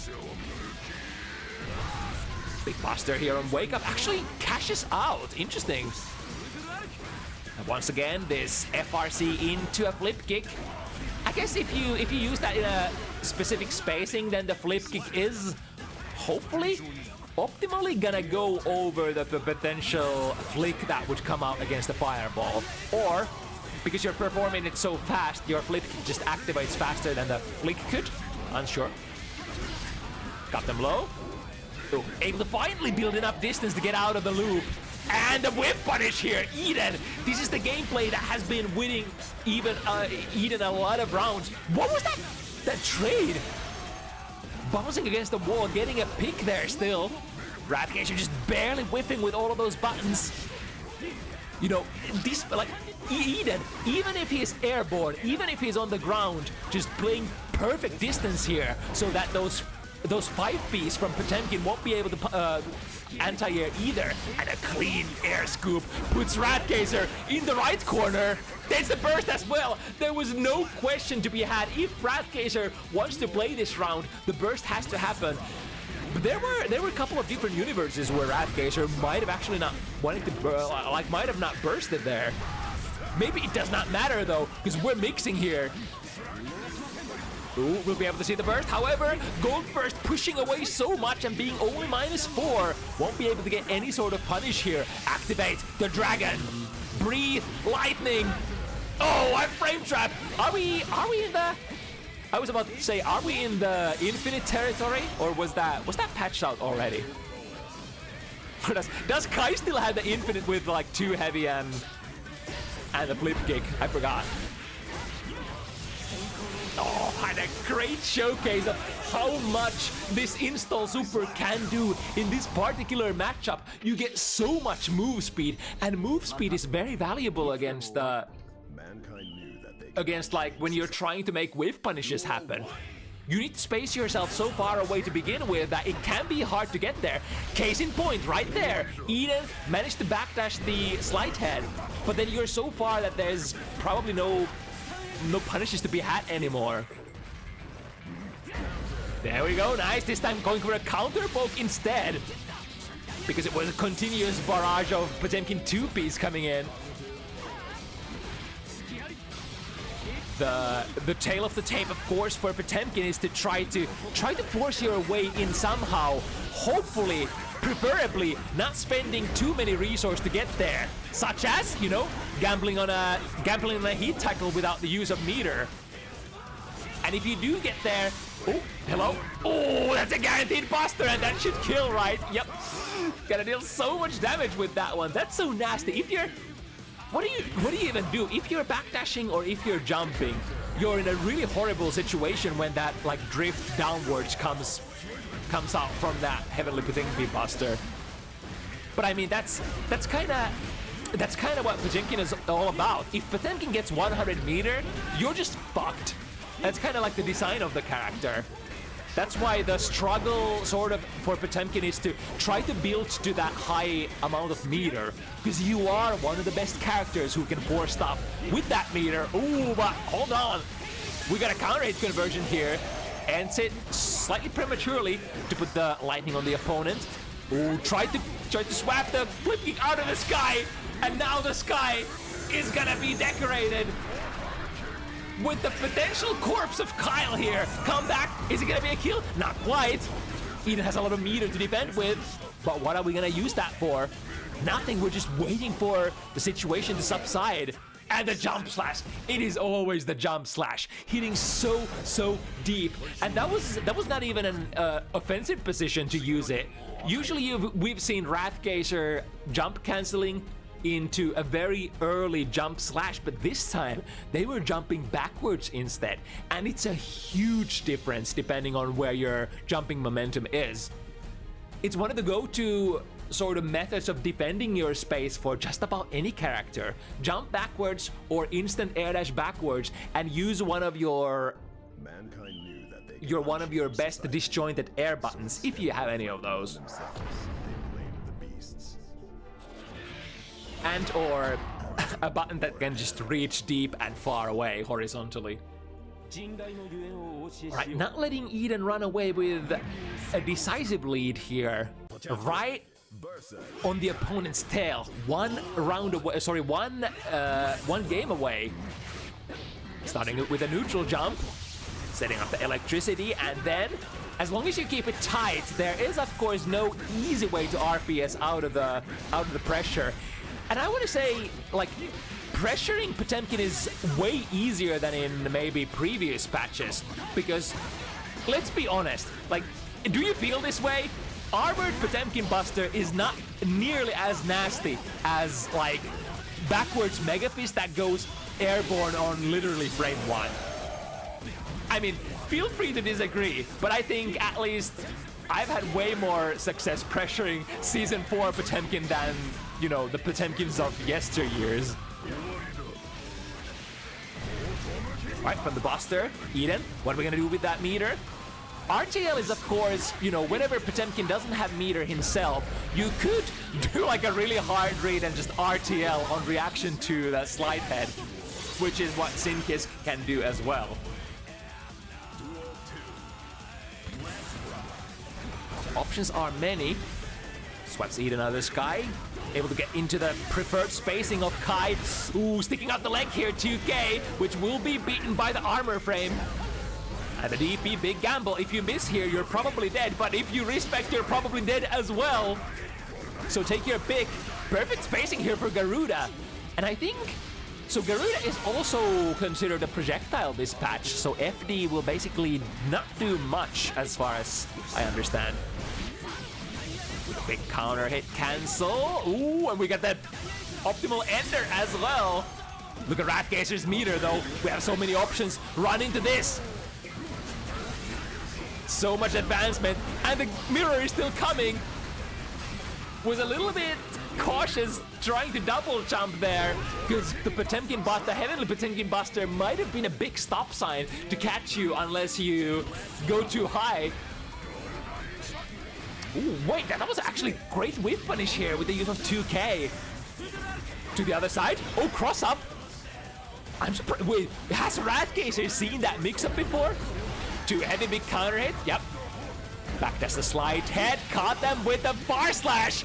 And a successful conversion. I think Wrathgazer was actually airborne from that conversion. But Eden on Kai just making it all work out. Like the kid said, like Sin said, it will work out. Ooh, perfect, look at that. That was from so far away. Wrathgazer must have extended themselves into that poke, right?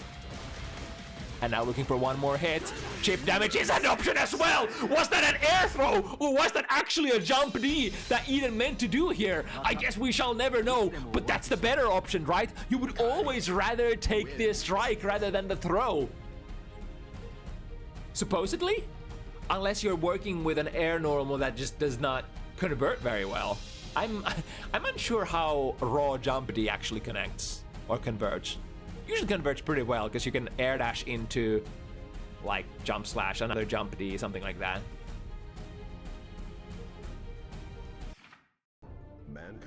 All right, Eden has once again secured a little bit of a buffer here, so we can, quotation, safely lose a couple of games before feeling too pressured.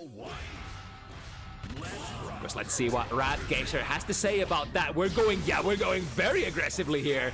Of course, jumping RPS is one of the most classic ways for grapplers in every single fighting game franchise to create RPS, and Potemkin is no exception. Of course, the cool tool that Potemkin has to utilize is you have Jump D, which is sort of like a dive kick that has a momentum and angle altering properties. So you can never be quite sure if your anti-air is gonna land on Potemkin or not. OTG, yep, good presence of mind. Get the kill here without having to interact on Oki anymore. Ooh, I wonder if that was a misinput. So Wrathgazer will proceed on this round. I mean, it's Guilty Gear Strive. That burst meter came back so fast. Ooh, again, the airborne far slash has been one of the most common hits that Eden has been scoring. Is that like on a startup frames of Mega Fist or Jump or what is that? Once again, air to air works out for Eden so well. Tane to take this mix up. However, Eden uses meter of their own to try to sort of slide out of that situation. And now both players out of meter, but this is definitely favoring Eden. Potemkin without meter is Potemkin without options. Just like that, we're getting spaced, we're getting boxed in the corner until the Hail Mary came out. It works out, but we're still trying to get into the striking distance. We actually get there. Even better, we get the wall. But this is a soft knockdown. And Eden is so close to that 100 meter as well. Has to drift out of that. However, the long leg 2D can't drift out of that. No way. And I think it was Eden actually trying to come back after the drift. Ah, gosh darn it, Strive Earth is being really obnoxious on this particular matchup.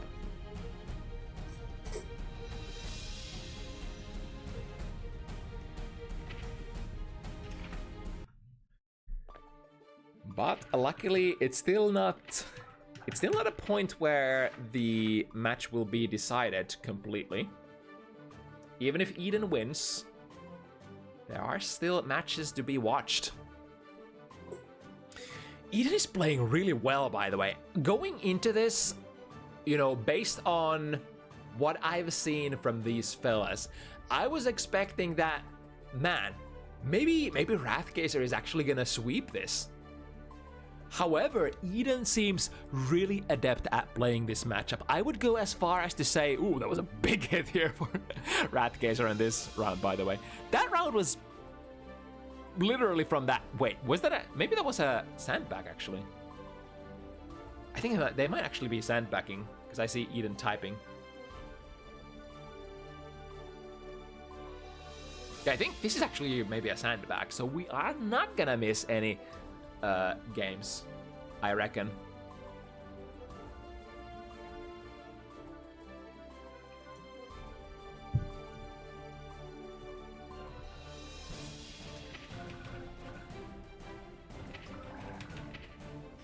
So go back to rematch here.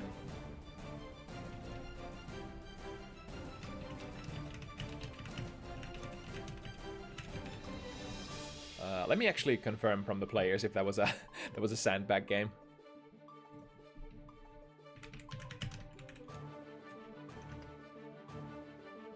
I was like, was that a sandbag game? No, Wrathgazer is just goated. I mean, true. Double perfect, like it's nothing. It could happen, definitely. I mean, I guess maybe not with Potemkin, because Potemkin is that kind of character that usually takes a little bit of damage going in. For you do lose health if your opponent touches your armor, for instance. One of those kind of characters that spends your own vitality in order to try to gain an advantage on the opponent. Very, very common kind of mechanic in fighting games for these either rushdown, grappler, or, you know, just brawler kind of characters. But Eden starting once again really strong from the impeccable footsies position. I'm gonna be honest, I've never seen anybody play as clean footsies as Eden is playing here against Potemkin. Ooh, a little bit too much momentum, or perhaps too close, or maybe both. Putting Wrathgazer, forcing Wrathgazer to switch positions, and now Eden has the corner. Even though your opponent basically has longer range buttons than you, it does not mean that they have an advantage. This is a showcase of like how volatile it can be to swing with those buttons. Those buttons, like for example, 5 heavy, always a reaction with punish if you have, you know, if you're in the right spacing and you have good buttons yourself. So like, it is a huge commitment for Wrathgazer to press that 5 heavy or even press a 2D. Ooh, a clean anti-air. Tries to make it a air-to-air combo. Misses it initially. Now Wrathgazer this round has quite a bit of a life lead. But that life lead could quickly evaporate because we're going into optimals. Misses the ender. Or perhaps happy little accident that put us in a one more hit kind of situation while maintaining the opponent in the corner. Backdashing the slide hit once again. Oh, that takes you airborne. That's definitely one thing that you can do if you have a special move that takes you airborne. However, 2P. We were talking about the 5 heavy and the 2D that are very heavy on recovery. 2P is a little less committal. Ooh, that was way too slow there. Trying to grab Kai out of the sky with the use of the up grab or the heat knuckle. Ooh, big committal frame trap here into the armor move, and now perhaps one buster away. Finds the hit. Eden says, yeah, I'm gonna have to burst here. Ooh, that was clean! Using the air fireball to break your air momentum in order to bamboozle the opponent. And landing Eden into perfect place. Look at this, man. Look at this spacing. And once again, we're gonna get a soft knockdown here. But 50-meter Potemkin. 50-meter Potemkin is coming to kill you. one lapse in concentration. Like, what do you even do about that? The problem is that you gotta have meter to have like really good counterplay, right?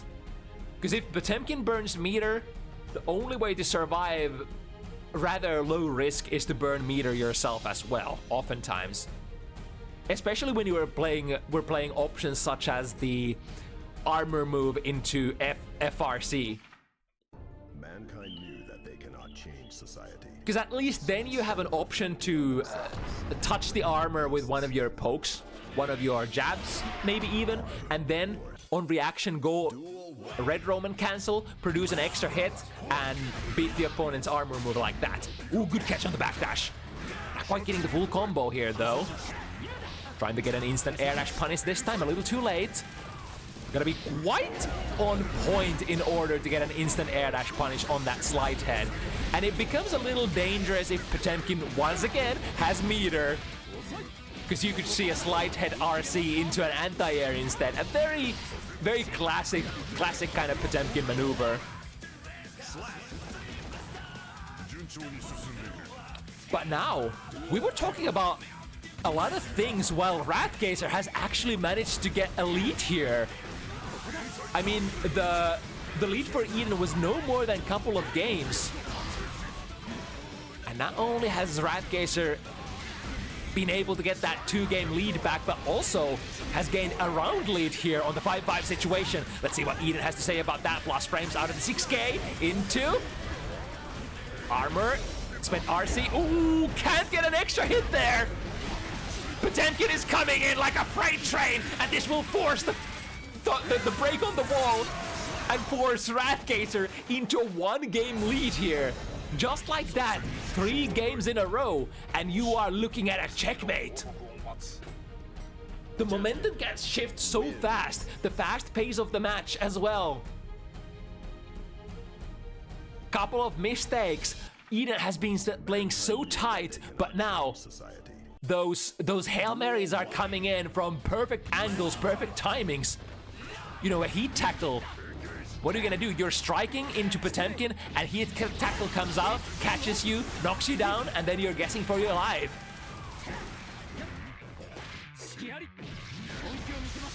Alright, with a comfortable. Oh, nice! The back immediate burst out of there.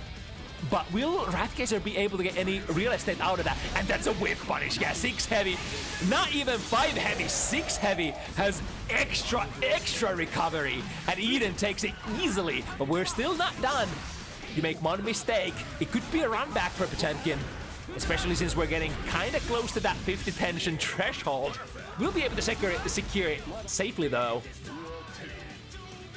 Looking like we might be potentially going for the last possible game of this set. Secure the plus frames, flip kick into the electricity. Oh, there we go, perfectly timed 2D. Just as Eden is trying to close the distance. Far slash, lost the conversion unfortunately. Have to spend meter on that, but however, the anti-air, one of the highest anti-airs in the game, and a massive combo starter. However, was that too much recovery on the heavy DP that Eden performed there? So there was no way to break the wall there anymore. No RC, are you kidding me? You're just stun dippering into the opponent and not RCing, just utilizing the fact that you could FRC at the very tail end of the move. Good use of FD, pushing the opponent away, but now what? We are still playing against Kyle. Small whip punish there with the 2K.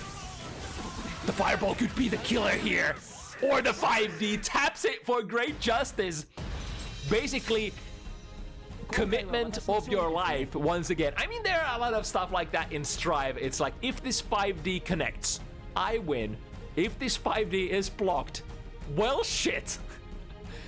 But I mean, who reacts to 20 frame overheads to begin with? Very, very difficult. So it's a reasonable gamble to play at the end of the round. You tried to engage the Karabuster right from the get-go. Caught them airborne once again with the cool combo. Wrathgazer is no, we're not gonna go through the wall just yet. Not on this last game of the set. The fireball will be beaten by the slide head armor frame. And now Opponent is contained in the corner. No Buster mix-ups this time. Eden takes the guess right, gets out of there, jumps out. Oh, no punish. The same RPS. Delayed the tail end FRC forward that Kai could play from Stun Dipper as well. Potemkin can do the same. There could be an RC, and then you could get caught, or there might not be an RC. Set point Wrathgazer. Spending this last meter that we have for a wall break. I think this will be a wall break, right? Yeah. So new meter hopefully coming in from Eden. And now Wrathgazer's job is to force it before the meter comes online. Try to kill before it becomes a problem. Eden, with that meter that we bought from the positive bonus, will be able to force half screen real estate back. Ooh, I think that was the first close slash punish of the set against Heat Tackle, because Wrathgazer, I think, didn't build the meter fast enough. Tap them, even out of the jump. It's gonna be successful. Last game, Wrathgazer with a little bit of an advantage. Full burst meter, Eden has none. But first hit is gonna be big here. 5 heavy, it's high enough. We get a 5 heavy, loop into 5 heavy, opponent in the corner. What now? Spend that meter into a Buster mix-up. One more hit, and you're dead. But we're gonna go back to neutral here. Big damage still. Eden will have to be really careful about stray hits, stray 2D. Even 2P is gonna be a kill, right? Ooh, activate Dragon Install. Second time we see this in a set. Would it buy the victory? Would it get you the victory? YRC is an option here. Deflect Shield, but that doesn't matter. YRC, here it comes. Big read. However, it's missed meter. And now it's even Stevens. 5P finds it, finds the pressure breaker, your fastest button. 5 frame. Kill the opponent's pressure from Dragon Install. I mean, I keep saying this, big commitment, but you have to. You kind of have to. That Dragon Install is gonna chip you out so much, potentially, if you're too scared. And there was no time to be scared. Not if you're playing Potemkin. Not at the end of the decisive round to the decisive set. You have to be brave. And the bravery here to operate through the pressure is what gets Wrathgazer the set with the smallest little margin imaginable.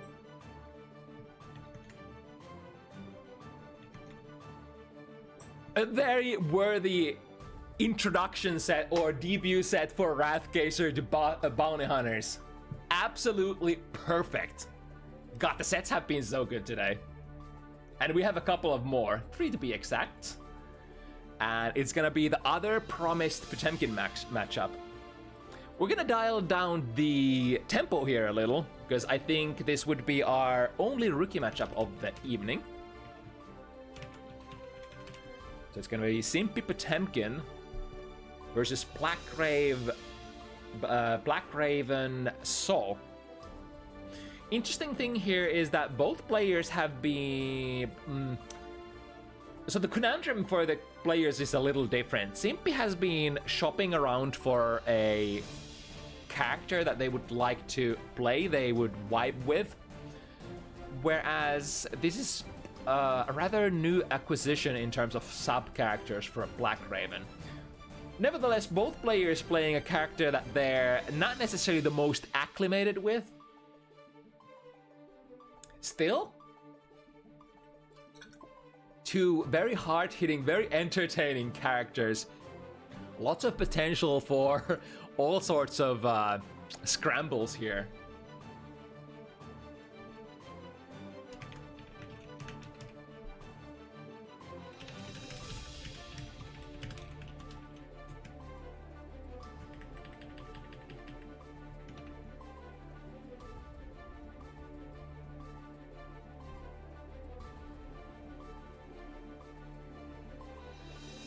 And so far, what are the characters that Simppi has gone through? At least Leo, I think he started on Baiken. We didn't cast the Leo match though, because like, I think that particular week Simppi's opponent had to withdraw. So we moved on to a different character, and I've actually been sort of waiting for when we get to the Potemkin, because Potemkin is a surprisingly well-suited character for, I would say, a, you know, somebody who's slightly newer to the franchise or the game. Because Potemkin, being a very high health character, being a very explosive character, doesn't necessarily require the most complex combos. You can do like an easy ABC for a lot of damage, knock them down, mix them up. You can get a lot of value for single button presses for Potemkin. And on the other hand, single button presses on you are not gonna deal as much damage. And at a skill level where people, like players, still don't have their optimal combos ready to go and stuff like that, that's a huge ace card. Oh, but I say that immediately, and every single hit so far has been a counter hit. 3 counter hits! What about the 4th? Counter hit? Yeah, we're here to brawl for sure. This is gonna be a scramble, I can already tell it.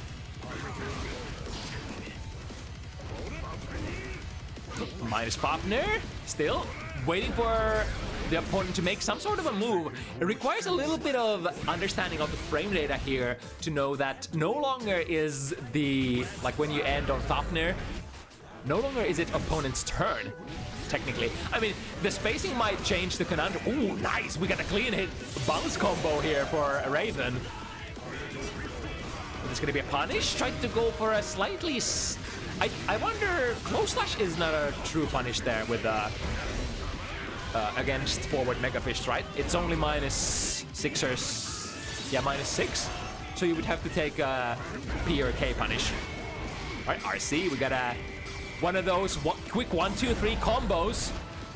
And now Simppi on a warpath tries to go for a Buster, BlackRaven. Do we have a? How do we play against this? Yep, that's just a command grab. Jump out. Punishing that super is a whole different kind of deal though. Especially mid-screen as Sol moves forward really fast.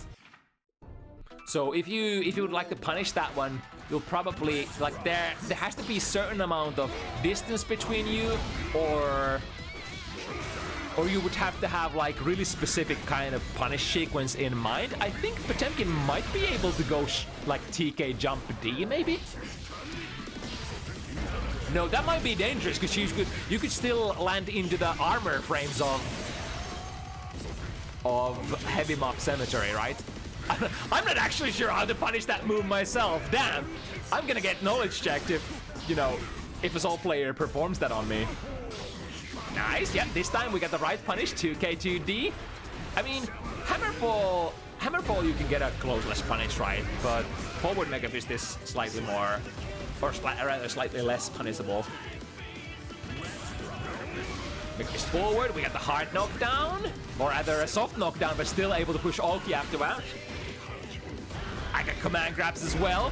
The problem for Wild Throw for Sol is that it kind of puts the opponent away from your best Okizeme, right?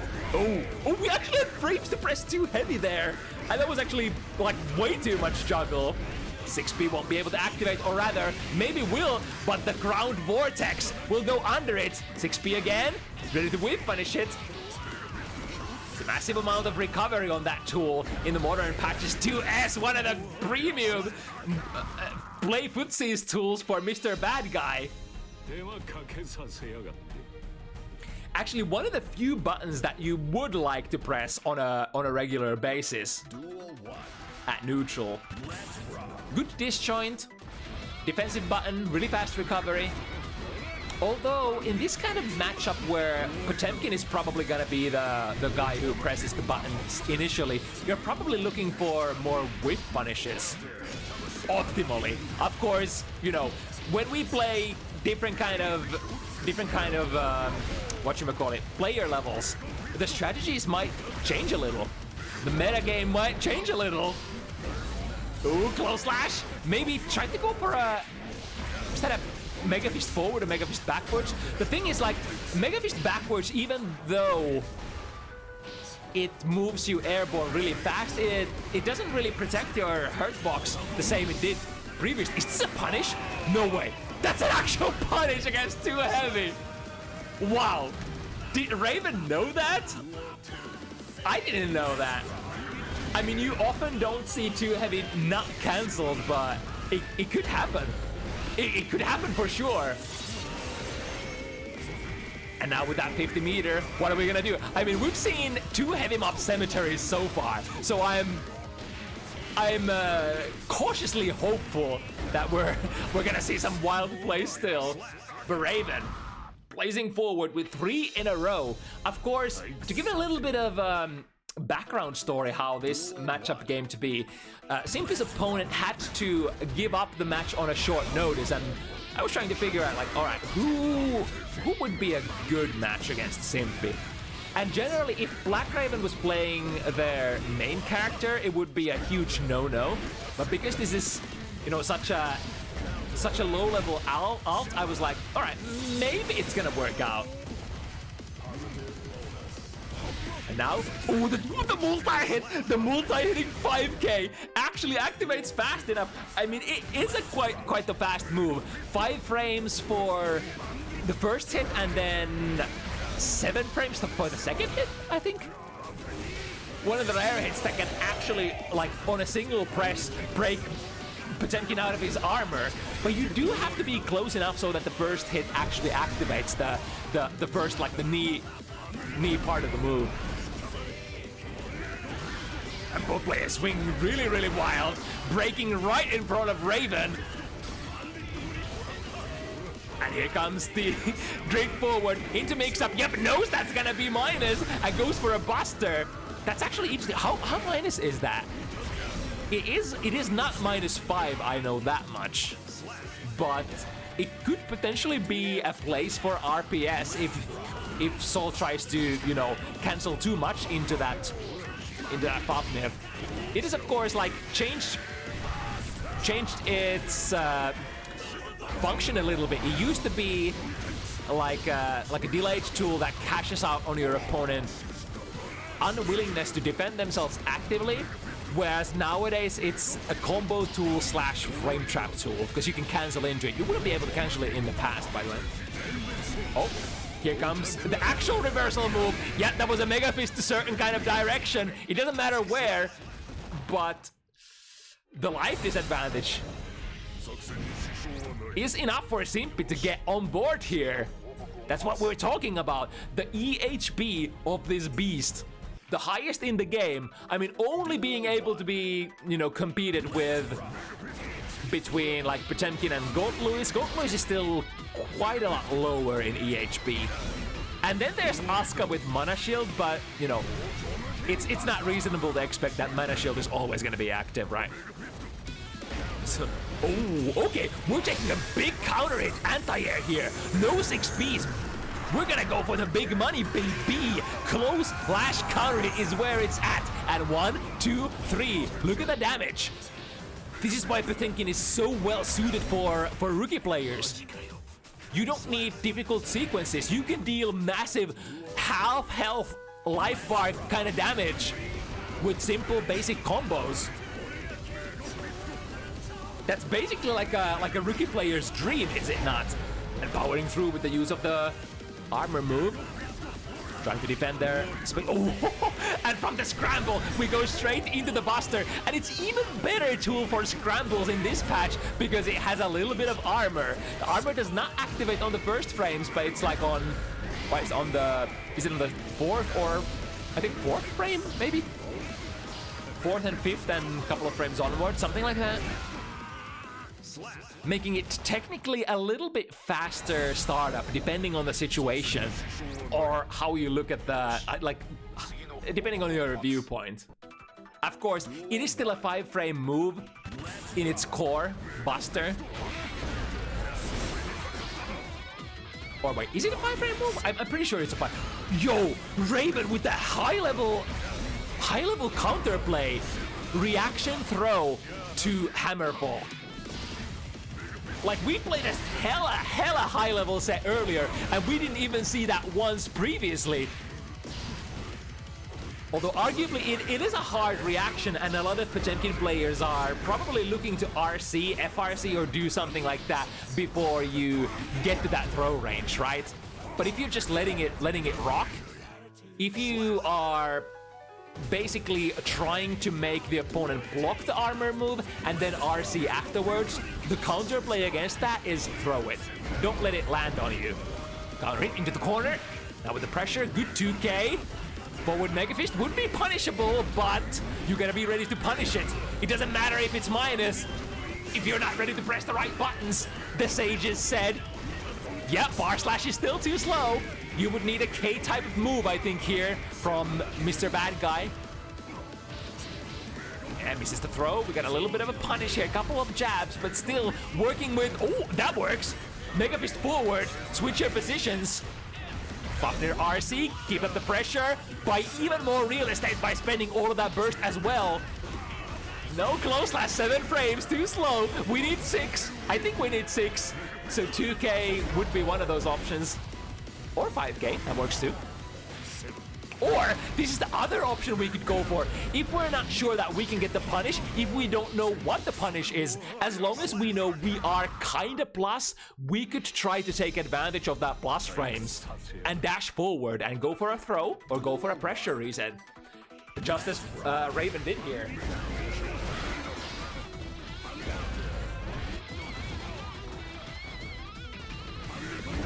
Ooh, again, just like on the very first interaction of the set, the Bandit Bringer catching Simppi's, I think it was one of the special moves.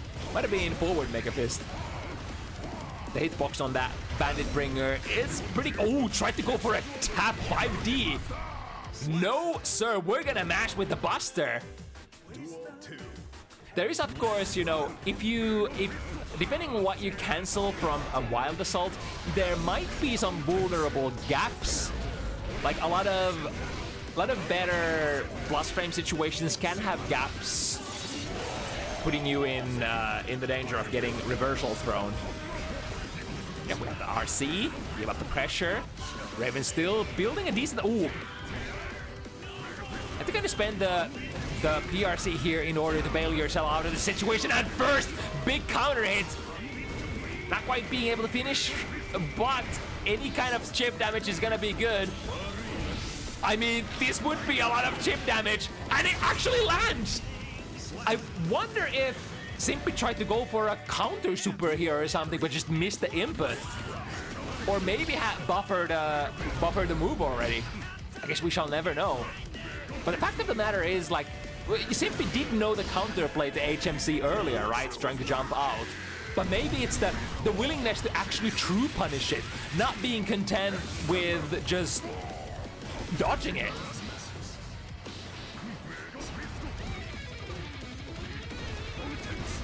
Peddling the plus frames. Ooh, there's a couple of more extra ranges or levels more than plus frames.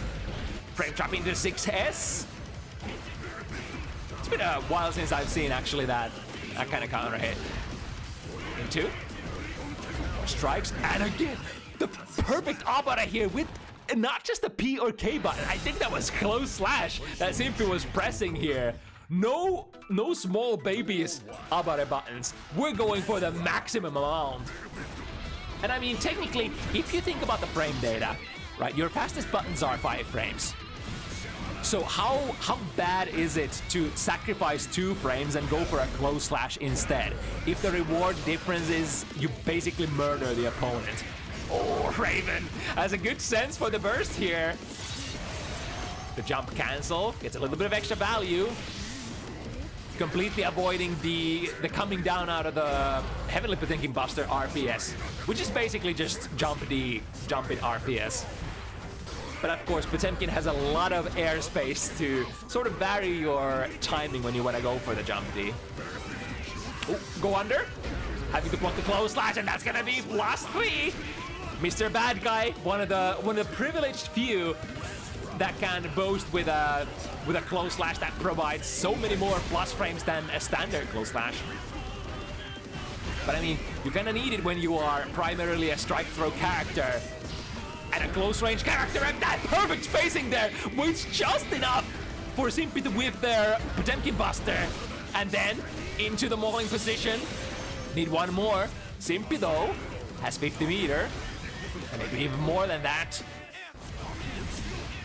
Yo, we're doing this, dashing forward SDP. And here's another thing. Do you have the punish on SDP? Dash forward SDPP. Dash SDP. It recovers so fast, right? Duel 1. I mean, it's been nerfed at least once since vanilla, where it was like, it was a problem tool in a way. You would have to be reacting super fast in order to get a punish on an SDP from Soul.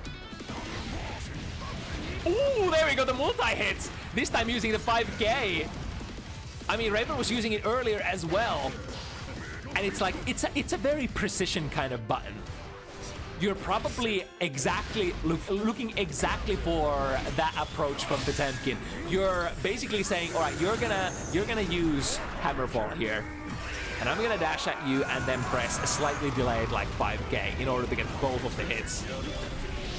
Successful reversal. That's gonna break the Potemkin Buster, and it's also gonna break Potemkin's life bar. Ooh, that's some RPS, and we got a combo here as well. Another counter hit. BlackRaven is cashing out big time. 2 combos, one more, maybe one more counter hit. There's the counter hit. Jumpy, a little harder combo this time. Wouldn't be surprised if a lot of Soul players don't have a route for that. But to back it up, a really clean read here once again on the burst, putting Raven on a checkmate position, 7-3. I mean, Simppi, when it works out for Simppi, it's been 15-second rounds, right? So the tide of the battle can change very, very on a moment's notice. Extremely fast. Powers through using those armor moves. And using, I want to say, based on the sort of the metagame that the players are tackling here, the armor moves haven't really been punished. So from Simppi's point of view, swinging that Hammerfall isn't that risky at the moment. The risk is that you're maybe gonna lose your turn. Ooh, the delay here. Counter hit 2D, and we're actually gonna go into a successful combo. Okay, and break the wall with the super.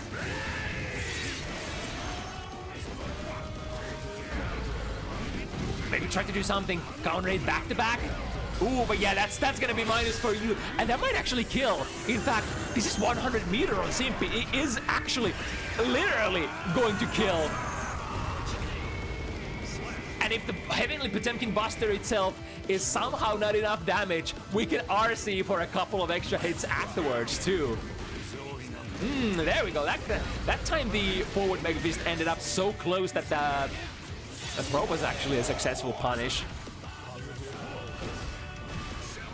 It was a cute micro dash under there.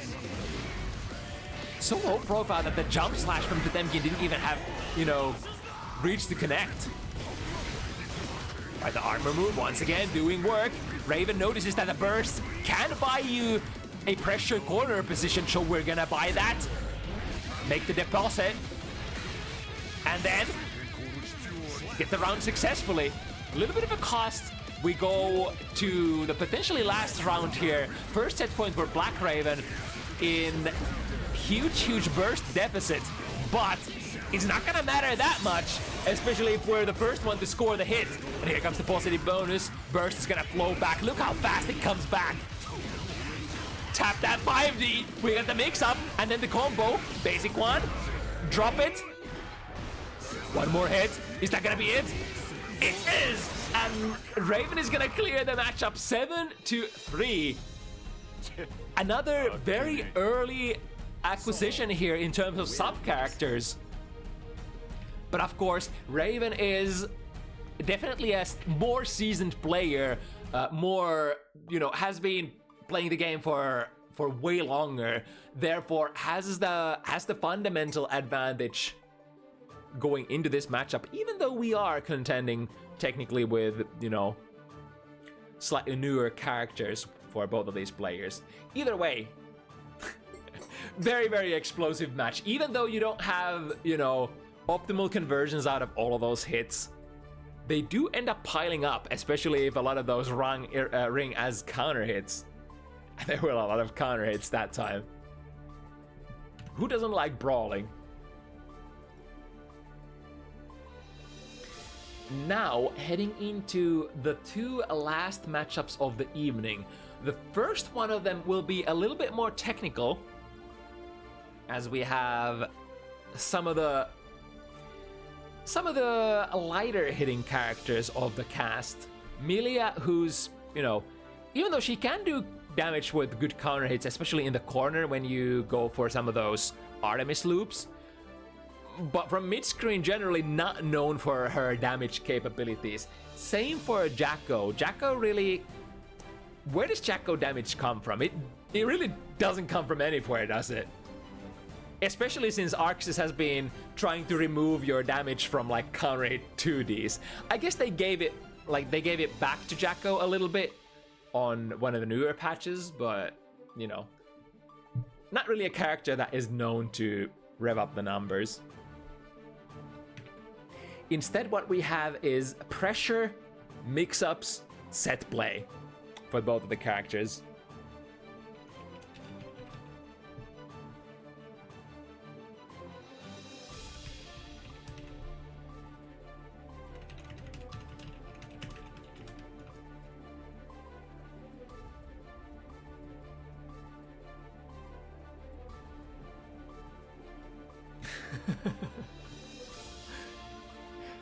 I was actually curious because Ember had this, you know, message on the card, and I was like, wait, did Neat actually censor something?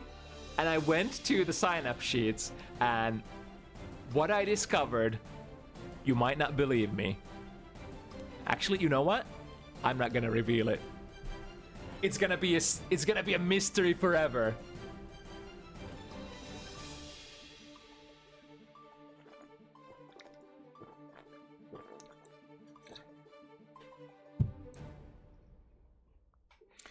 So Milia in general, we haven't seen very often. I guess Milia would be kind of like one of the biggest losers of some of the recent patches. Although you did, like, if we're talking about the not the last patch, but the patch before that, I think that was the patch that Milia got shafted really hard, and then got some usability back in the latest installment. But still, I guess like Milia players are not super happy with the state of the character, especially since it's like it's meta of the big bodies, right? And you're as far away from those big body brawlers, top tiers that hit really hard, can take a lot of punishment. Like you're just not that kind of character, and the meta doesn't necessarily favor you that much. But here's the cool thing. You could do events such as Bounty Hunters, and it's a very different event from, you know, double elimination brackets. You don't necessarily have to contend against some of those top tier characters, right? You might face another technical character, you might face a zoning character, you might face Jacko.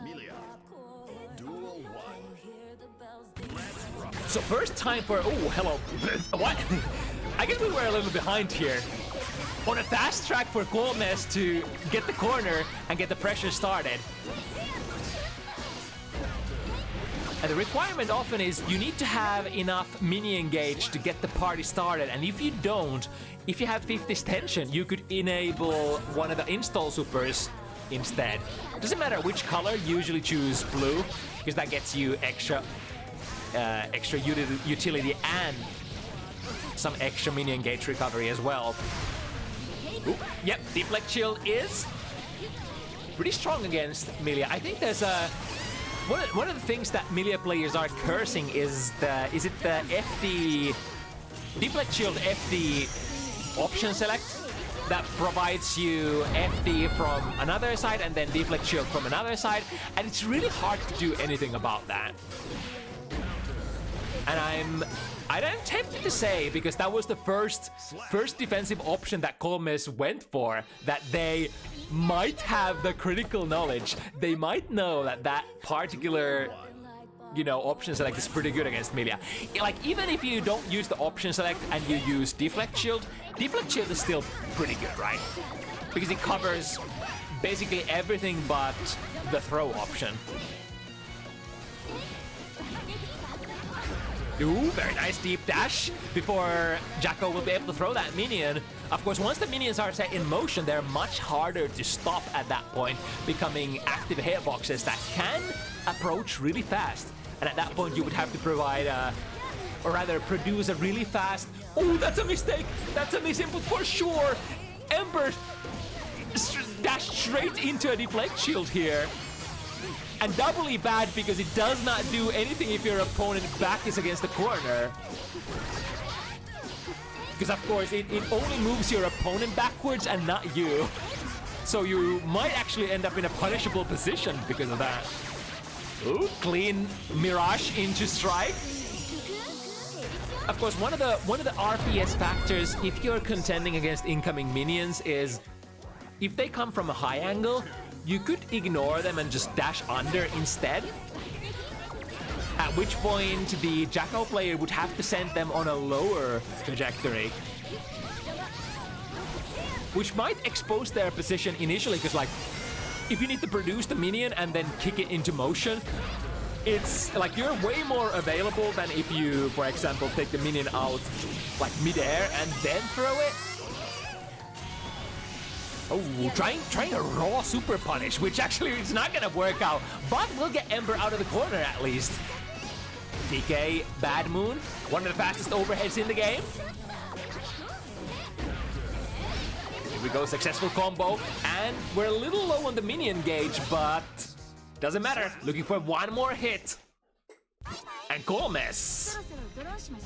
2 in a row. Of course, even though we're talking about a rather low damage characters, we're also talking about very low defense targets here for both of these characters, especially Milia. Milia being the second last character in terms of EHP, only slightly above Mr. Zaneth himself. But what he makes up, or what she makes up with it, is fast mobility and being super tricky to, you know, catch. Getting one of the first really successful offensive sequences here. Good combos. However, 2D countered straight into Elysian Driver. That actually is gonna hit hard. I guess there's a decent amount of guts that is kicking in. Not quite gonna get the kill. The explosion actually launches Ember. Wasn't able to, unfortunately, pick up the combo, but that was a really cool situation for Koolmees. Deflect Shield will definitely push the hair car far enough away. Although hair car itself, if you're expecting it to come online, it's usually not too bad of a tool to block either.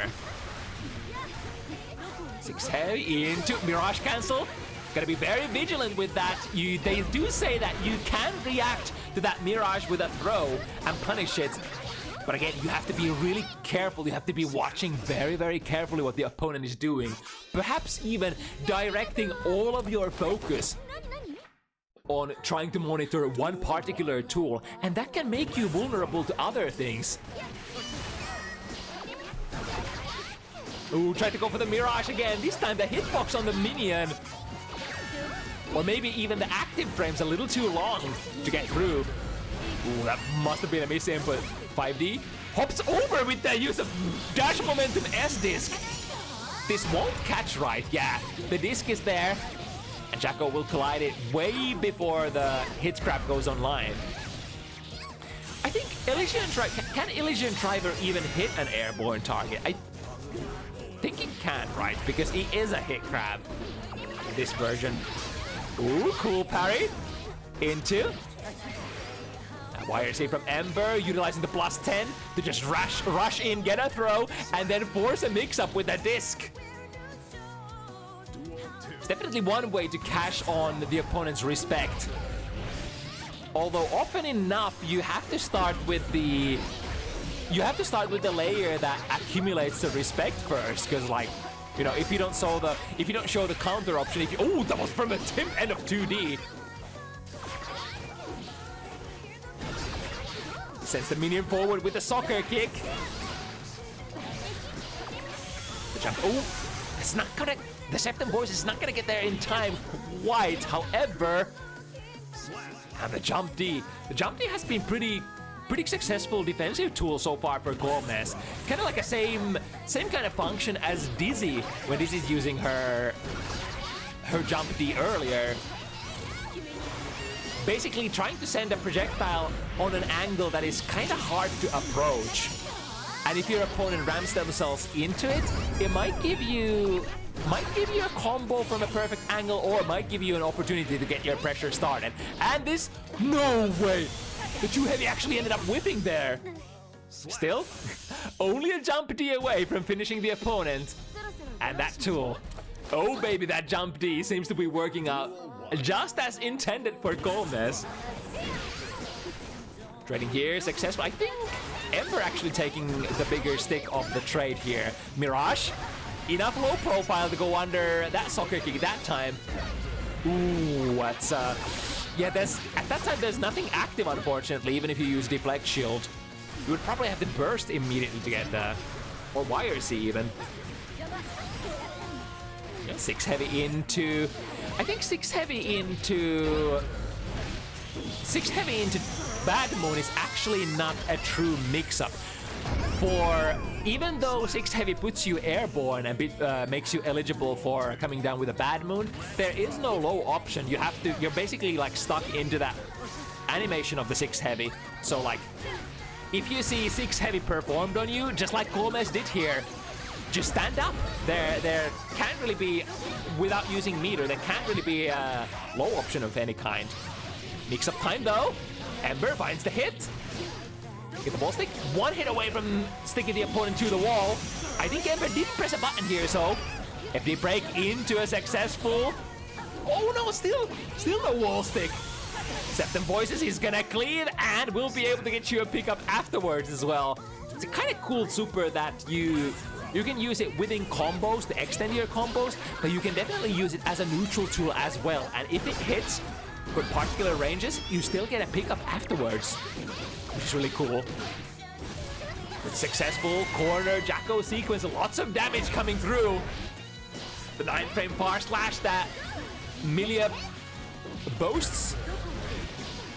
It's gonna do a lot of work here for Ember in these neutral situations. Oh, is the finishing touch here for Koolmees. Right, lucky. Not getting Strive Earthed this time, I hope. But Koolmees with a really massive lead here. 5 games straight. Has it been 5 games already? Yeah. We're speedrunning this. A little bit of a misinput here with the in the form of Gold Burst. But Ember also throwing away their bursts very early, so now going into the next, basically from the beginning of the round, removing the burst aspect from the game. Big counter hit here. Opts to use the frame advantage instead of cashing out max damage, choosing to set up some minions. I guess there weren't like too many hits that you could get anymore with Jacko. Not really like the best combo character out there. Ooh, backdash is successful, and Jacko has a decently good one, stealing the corner here with the use of Turbo Fall and another mix-up. Oh my goodness, wakes up with a 5P. I guess that's a knowledge thing here. I forgot to check what the Ender was, but certain Enders don't really get you a heavy meaty disc, right? Which does basically put the responsibility to hold your opponent in place on the main body Milia. So she would have to strike you before the disc holds you steady. And I think you can only get a meaty disc from like 2D and throw, right? If I'm not mistaken. Might be some, you know, rarer niche Enders that you might get it from, but I can't really forget. I can't really remember Milia combo theory perfectly. Now, are we in a defensive position here? We are definitely in a defensible position, and the jump D projectile is preventing the winger going online as well. Winger, after all, doesn't have the, you know, the most ample amount of input frames after all. It's kind of like a standard DP, and it, you know, as you start ascending, it's no longer invulnerable. In fact, it might have like way less input frames than a standard DP. Oh, interesting interaction there. Using 6, so that's why Ember has been using 6 heavy and dashing in with it. Because he's expecting the 2D that you can kind of skip a hop over using that normal. Interesting. Septum voices once again to clear the screen. But Koolmees smartly adapting a defensive position here, jumping backwards, putting out defensive buttons. Missed the TK Yosen, TK Bad Moon there initially. So then the second Bad Moon was a little late there to get a clean mix-up in.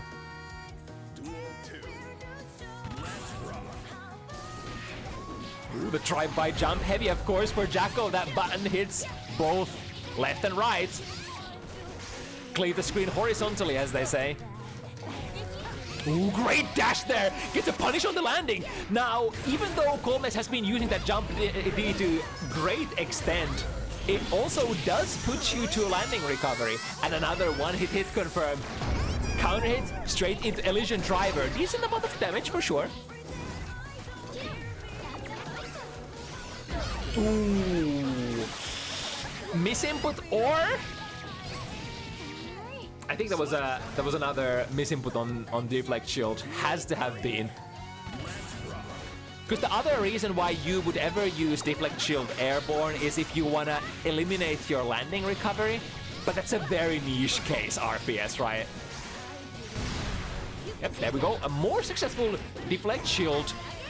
Able to get Koolmees out of the corner. However, Ember with Milia is very fast on her feet as well. Trying to gauge, is there a jump out? Does a neutral jump instead? Playing around with the angles, look at that far slash! Extending the active frames as well, because you are striking into the minion. This time, doesn't allow Ember to get the strike into the minion, parries instead, starts the combo, and I think that is 7. A clean cleave here for Koolmees. Clean entry into Bounty Hunters. We've had a lot of first-time players today, and I think every single one of them has performed fairly well. Has every single one of them actually won their games as well? It's Wrathgazer, Koolmees. What matches have we even had today? ZUBI? Did ZUBI win? God, it was so close I can't remember. ZUBI didn't win, right? So it's only Wrathgazer and Koolmees who managed to get their wins today. All right, but we have one more to go. So Ni Anji and Civ Sin. Certainly an interesting matchup. I mean, I would say a lot of Anji matchups are quite interesting. Especially if you're playing against a character that theoretically should have a neutral advantage against you. Sin is a really great example how matchups like this work. You should be the Kai-like character. You should have the Kisk magic on your side. However, Spin is very hard to deal with. Spin is pure RPS. You're basically trying to guess, is it gonna strike? Is it gonna try to contend with my pokes? Is it gonna spin instead? And if he does, what spin is he gonna use? Is it gonna be 236k? Without charge? Is it gonna be 236k with a charge, which extends the parry frames but also delays their... No, actually, the startup... No. Wait, the startup is still same, but the parry frames will extend longer, right? So the punish timing will be different. Even I'm getting mixed up. I guess that's why I'm not doing well against Anji either, because I can't remember all the frames by heart, huh?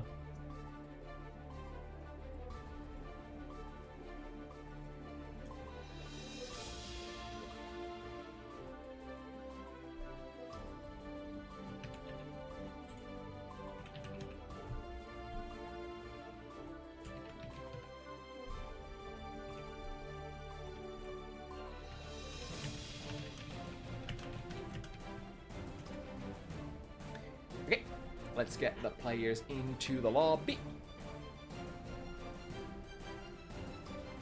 But it can be quite a bit of culture shock for players of characters who are used to dominating the neutral a little bit more. So if you go into this matchup expecting you can just, you know, utilize your superior reach in order to control the match, it's not gonna be like that. It's pure chaos. Some could even say, like, there are a couple of casino characters or casino-like characters who you just, like, no matter where they stand on the screen, you can never be sure, like, if you're already in an RPS situation or not. And Anji is one of those characters really good at forcing RPS on you from various situations. Because if you miss an opening, like if you're too worried about the spins, Anji might just run at you and press a button, right? Or surprise you with something like, I don't know, full screen Kara. What's the low follow-up called?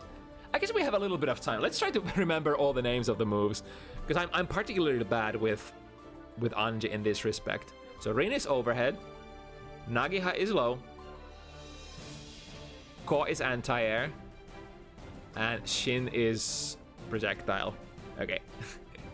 I mean, it's easy to remember when I'm not in the heat of the moment, but especially Nagiha is somehow like really hard name to remember for my brain. Even though I've been playing this goddamn franchise for over 2 decades, I should remember the name of the low follow-up to Hujin. But no, it ain't that easy. Duel 1. So let's see if it's gonna be that easy for Civ. All players starting the guns blazing. So here's the option that Civ represented right off the bat. If you're not sure about the timing of your strike, what timing I'm gonna poke into the spin, another higher commit option would be dash in and throw instead. But of course that opens up a couple of other venues for you to get exploited, because if Anji knows that you're gonna be dashing at him, you're opening yourself up. Like for example, so if you're running into my buttons, then run into my buttons, my friend. Be free to do so. When there's the spin, and the nasty thing is that spin is gonna give you an unprorated close slash starter all of the times. The burst bait, Civ, perfectly lay here. Dives really deep. Luckily that time, I think Ni was doing like a Kara Shin? Was that a Kara Shin? Really strange. Or not really strange, but like a very unexpected thing. Yeah. And it's already how I said. Civ is trying to get the throws a lot. Oh, it's not. It's actually me who got the point. There we go. Duel 1. Another tool that Sin can utilize here if you want to be really cool. As I was saying, Sin was actually doing it. 2S is an interesting tool because it has very limited range. So it also makes it possible that the opponent might actually not spin into it if they're starting their spin from very far away. But if they're trying to dash at you and poke at you, all of their pokes are gonna lose to that 2S. And now much more successful round here for Civ. As soon as she started presenting the good counter pokes. Yeah, here we go. Here's my DP. Showing that I'm ready to gamble as well. Ooh, interesting. Ni actually got the instant block here on the second hit of 5 heavy, but then queued up deflect shield. Maybe that was a misinput on throw, right? Because usually you do second hit 5 heavy, instant block, and then throw punish. Drops the combo, and still waiting for the calories. Sorry, not calories in this game, stamina. Excuse my exert brain. Wire C, still a little far. That's gonna be, could be a punish, but I think Ni was a little bit in between if that stamina is gonna come back for. If Civ actually hits that stamina, and mashes the follow-up, that follow-up could frame trap you into a massive combo. But if you're aware of the stamina situation, 0 stamina hoof stomp, always a punish. With a successful combo, we're gonna go into the clean hits. Here they come. We had a couple of clean hits earlier from Hoplan, but Sim has been a Sim player for a little bit longer, so you can probably expect to see a couple more of those. I say that, and we already have a clean hit drop here. Of course, the safer play is always to release it a little earlier, maybe get the previous stage rather than the clean hit, especially if you don't need it.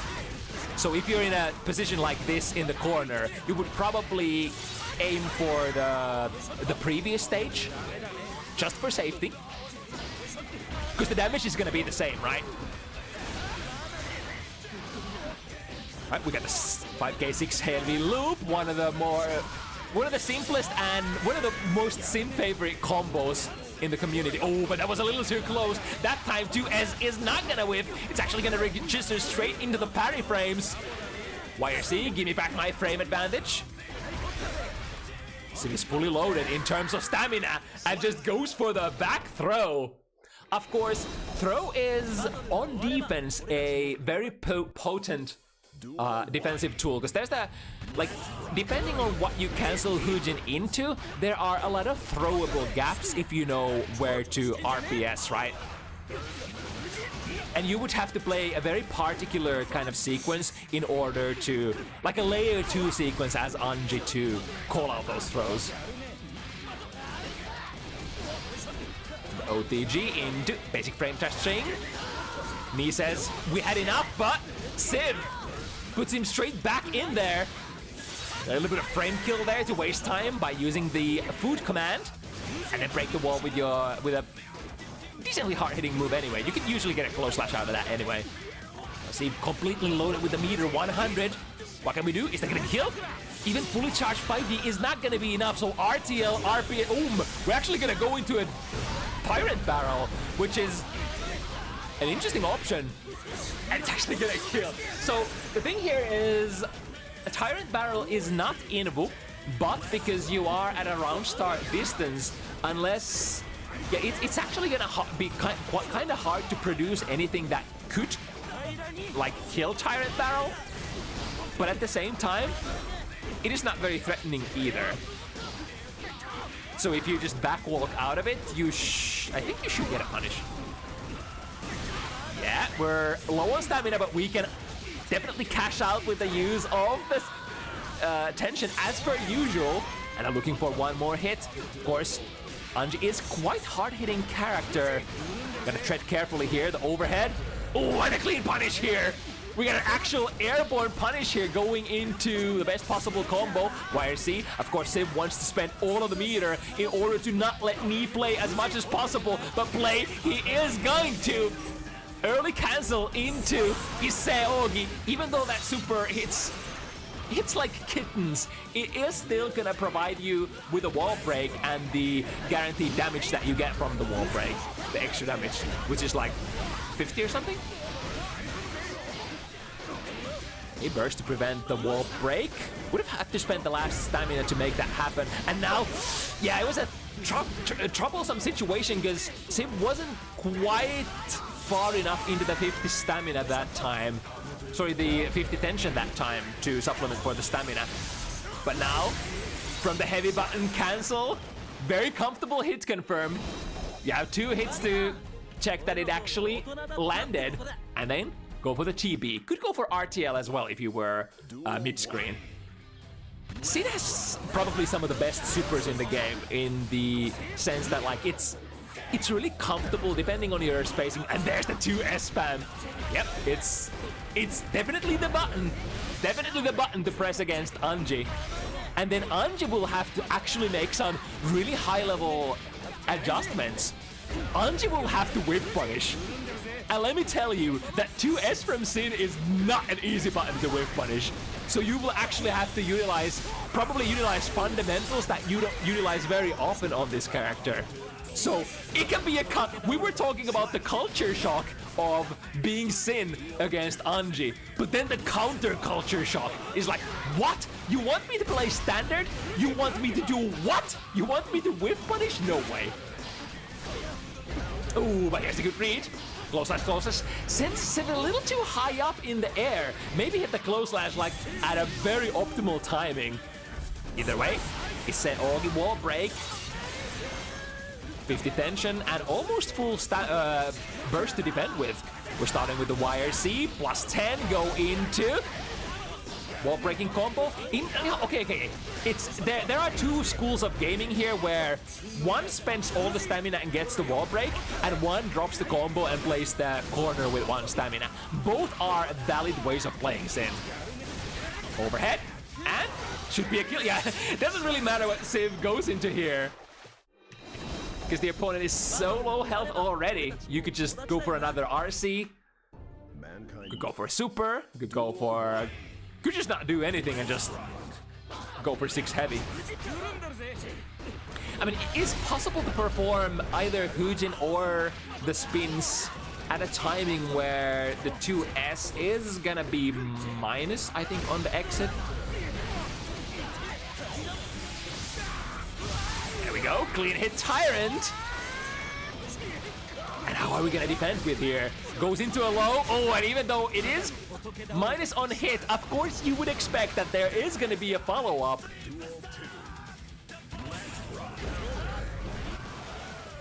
(2D round start is... I think the combos are a little harder in this patch, actually, because now you can't go into a big combo with Hoof Stomp anymore, if I recall correctly.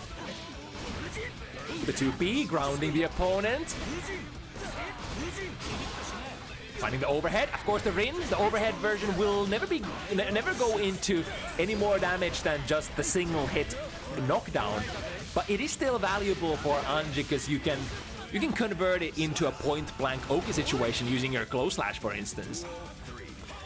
And now there is a little bit of urgency for Knee because the time is running out and Civ is showing no signs of slowing down, playing extremely fast ever since that first game.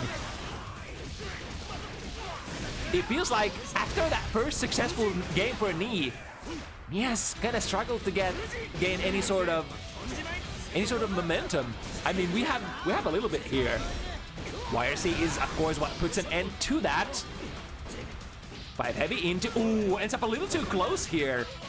Anji does have very far-ranging, like, fast buttons. 2P, one of the best 2Ps and most far-ranging 2Ps in the game. 2K is kind of the same, right? But Civ does take another round here. Rather, sorry, another game. 5 in a row. This is actual speed gaming. It's like Knee just hasn't got the opportunity to play any of the RPS options. Shin, take the plus frames. Now working with, ooh, but... I mean, Civ definitely didn't get out of there for free. For Knee was checking, oh, big RPS loss there. Tried to go for the super parry, which was initially thrown, but on the second offensive, the second Oki opportunity, will be able to guess right, and the anti-air opportunity to call, however, drops the combo. Good read again, backlash out of the throw. Both players have guessed right a lot of times, and one singular hit into quick Issei Ogi combo is all that it takes in the corner. And he definitely needs more of these successful sequences. Starts off with a 6B, and that caught since Hoof Stomp? Question mark? A little rarer round start option. Great reaction times here. Notices that the opponent is spinning at you, and that time, if you're too close to the opponent, if they try to spin at you from their own pressure situations, those are the kind of situations where you can definitely try to react and throw without having to dash anywhere. I mean, you're being pressured anyway. You're waiting for some sort of a mistake anyway. Yeah, there we go. That time the 5 heavy was perfectly spaced. Civ even took a micro step backwards there, I think, before the bar slash, so was able to punish the Abare 2P on recovery. Spacing trap the button. 5 heavy from Sin is. Right, this time the timing of the 2S didn't quite align for Civ. And Knee is able to force themselves in. Ooh, accidental side switch. However, I think you can kind of, yeah, Knee is kind of fixing it with the use of Red Wild Assault. Or perhaps that was premeditated. I'm unsure. I mean, if you switch the positions and then get a full combo without the wall breaking on you, that's optimal damage, right? Good timing on the YRC. Actually breaking out of the Red Wild Assault with 1 stamina. We have to cut through the half of the opponent's health points. There's the 2P from Anji. Very good button. Setting up the butterfly. Expecting the opponent to try to jump out of it. Playing Ko. There we go. Knee is finally able to break the snowball. Melt up the snowball. Strike the snowball. Baseball bat the snowball. Break the momentum of Civs. And perhaps they're... Ooh, nice there. Micro step backwards with punishing the 2S. So for Sin, a little bit of meta knowledge, it's kind of hard for Sin to actually like challenge any of Anji's buttons because they're a little bit faster. So you often see Sin players trying to backwalk into buttons instead, rather. YRC comes through. Very close to that 2 stamina, which, you know, you always hear me talking about 2 stamina, 2 stamina, 2 stamina. It is the lifeblood of Season 4 Sin. You basically have all of your options available as long as you have 2.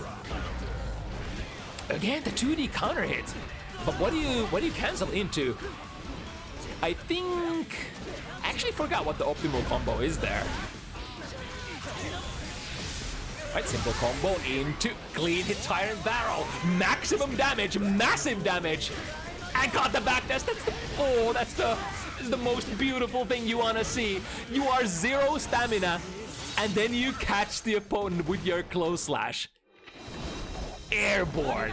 And there are so many good options that you can have at that point that deal decent amount of damage and will be able to delay while you're waiting for the stamina. I mean, because the hit is so good anyway, you're probably converting into a decently sized, you know, stamina-less combo anyway. Alright, leaving the 1 stamina in the tank. Good choice. Another clean hit. Civ is actually, you know, as the hits come, looking pretty clean at the moment. It's a little bit of a momentum breaker here. How are we approaching? The 2S again is the problem. However, I think you against Sin 2S, you must not spin from too far away. That's sort of like the rule number 1. You maybe first work yourself a little bit closer so that you can dance into the 2S and then still get a close slash or maybe far slash starter. Utilizing the butterfly to get a little bit closer. Ops over with the hoop stomp. Let's see what I'm getting. Yes, of course. You see the butterfly, your neurons activate. You're like, I must go under. And of course, Anji players know if you played this matchup particularly or other matchups like it, where the opponent can go under, you would know they want to go under. So make them stop with 2S. Meanwhile, Civ has been able to get nice wall break here. Yep, we're closing up. That 6P is definitely gonna get spun. Good air to air. Unfortunately, used a jump B here, and P buttons are generally like kind of hard buttons to work with for full combos. Short combo into Hoof Stomp is what takes Civ this round and puts her on set point as well. First one of the set. Nido with a big combo, 60% of your life gone. I mean, both of these are rather hard-hitting characters. Oh, backdashing the butterfly on the way down. Grants Knee another full combo with the cherry on top with the Issei Ogi. One more hit. Civ has all resources to defend with, but how are we gonna defend with? Start with YRC. Probably the safest option. Oh, I love that. What's it called? Burst metered option against burst metered option. Try to skip back into the pressure.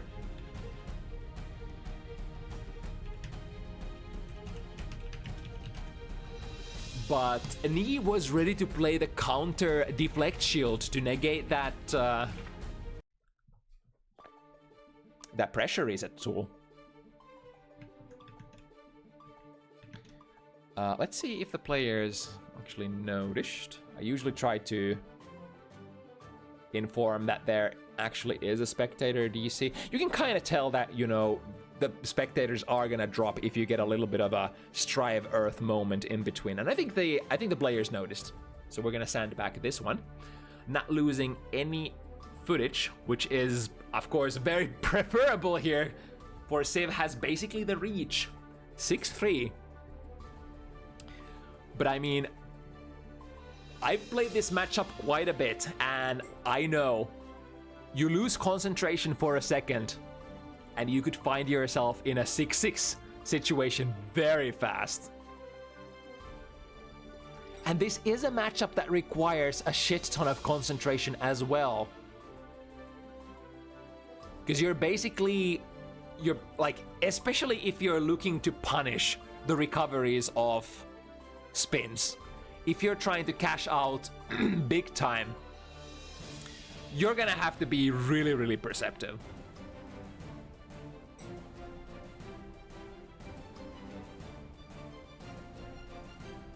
Or rather, often enough, it's not even about perception, because like, unless it's the charged up version of the spin, you're not gonna be you're not gonna be reacting to that, right?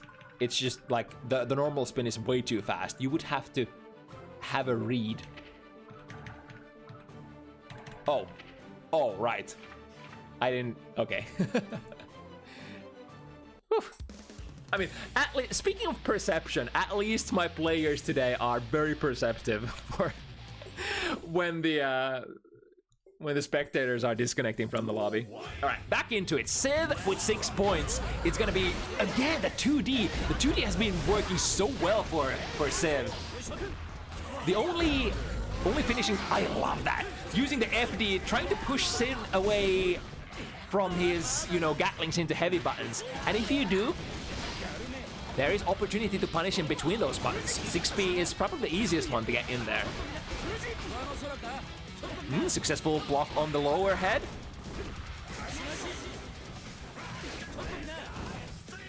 A little bit of distance. Yeah, both players trying to play a little bit of footsies there.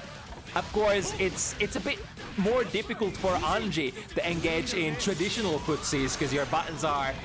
I mean, your buttons are great in certain kind of ways, but they do lack range a little.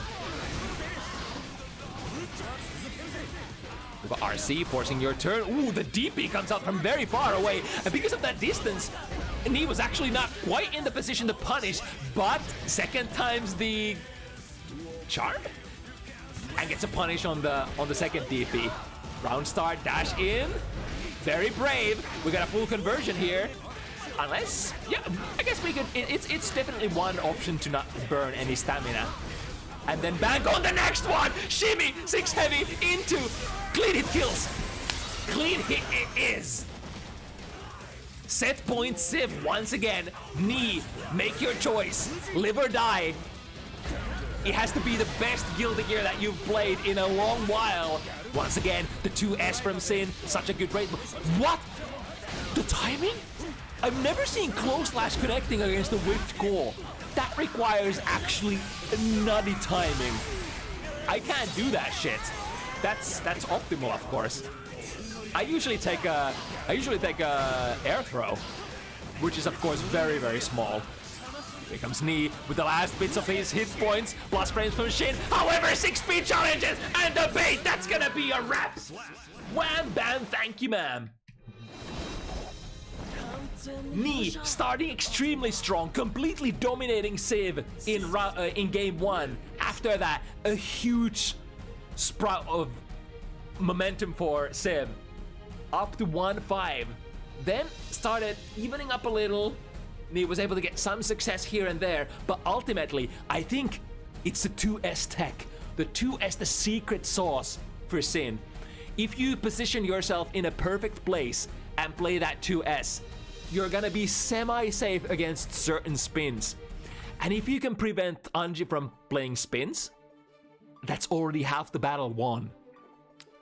Anji is not a character that can choose to not play spin. Like, it's not optional. It is absolutely mandatory. it has to be the core part of your game plan. And if there's a player who cracks your how you use spin, it can be over. It can be over very easily. And it felt like Civ, after that first game, was able to adapt the perfect spacings, the perfect buttons. Don't press /. Never press / in this matchup as Sin, unless you're whiff punishing.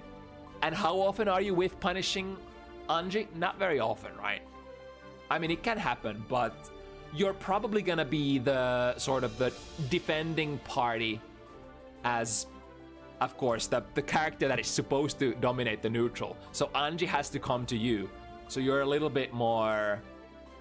You're playing the Okiwaza game.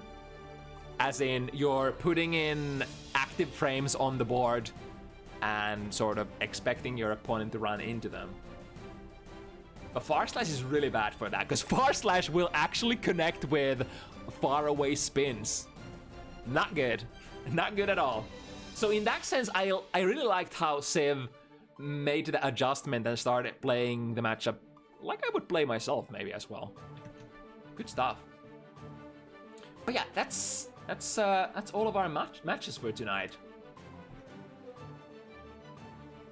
What a week, huh? It's actually seven matches done. I was like, ooh, baby, it's gonna be one of those weeks after the first 2 games. We had such entertaining games tonight. The first 2 games, absolute classics. And then we went into games such as the Wrathgazer match. Oh, this was a good week. Anyway, what time is it? We are a little past 9. So I believe we do have options in terms of where to raid afterwards. I want to, of course, thank everybody for being part of this week's Bounty Hunters, both the players, the viewers, but also just in general the community participants. Like, it's kind of hard to just run this shit on your own.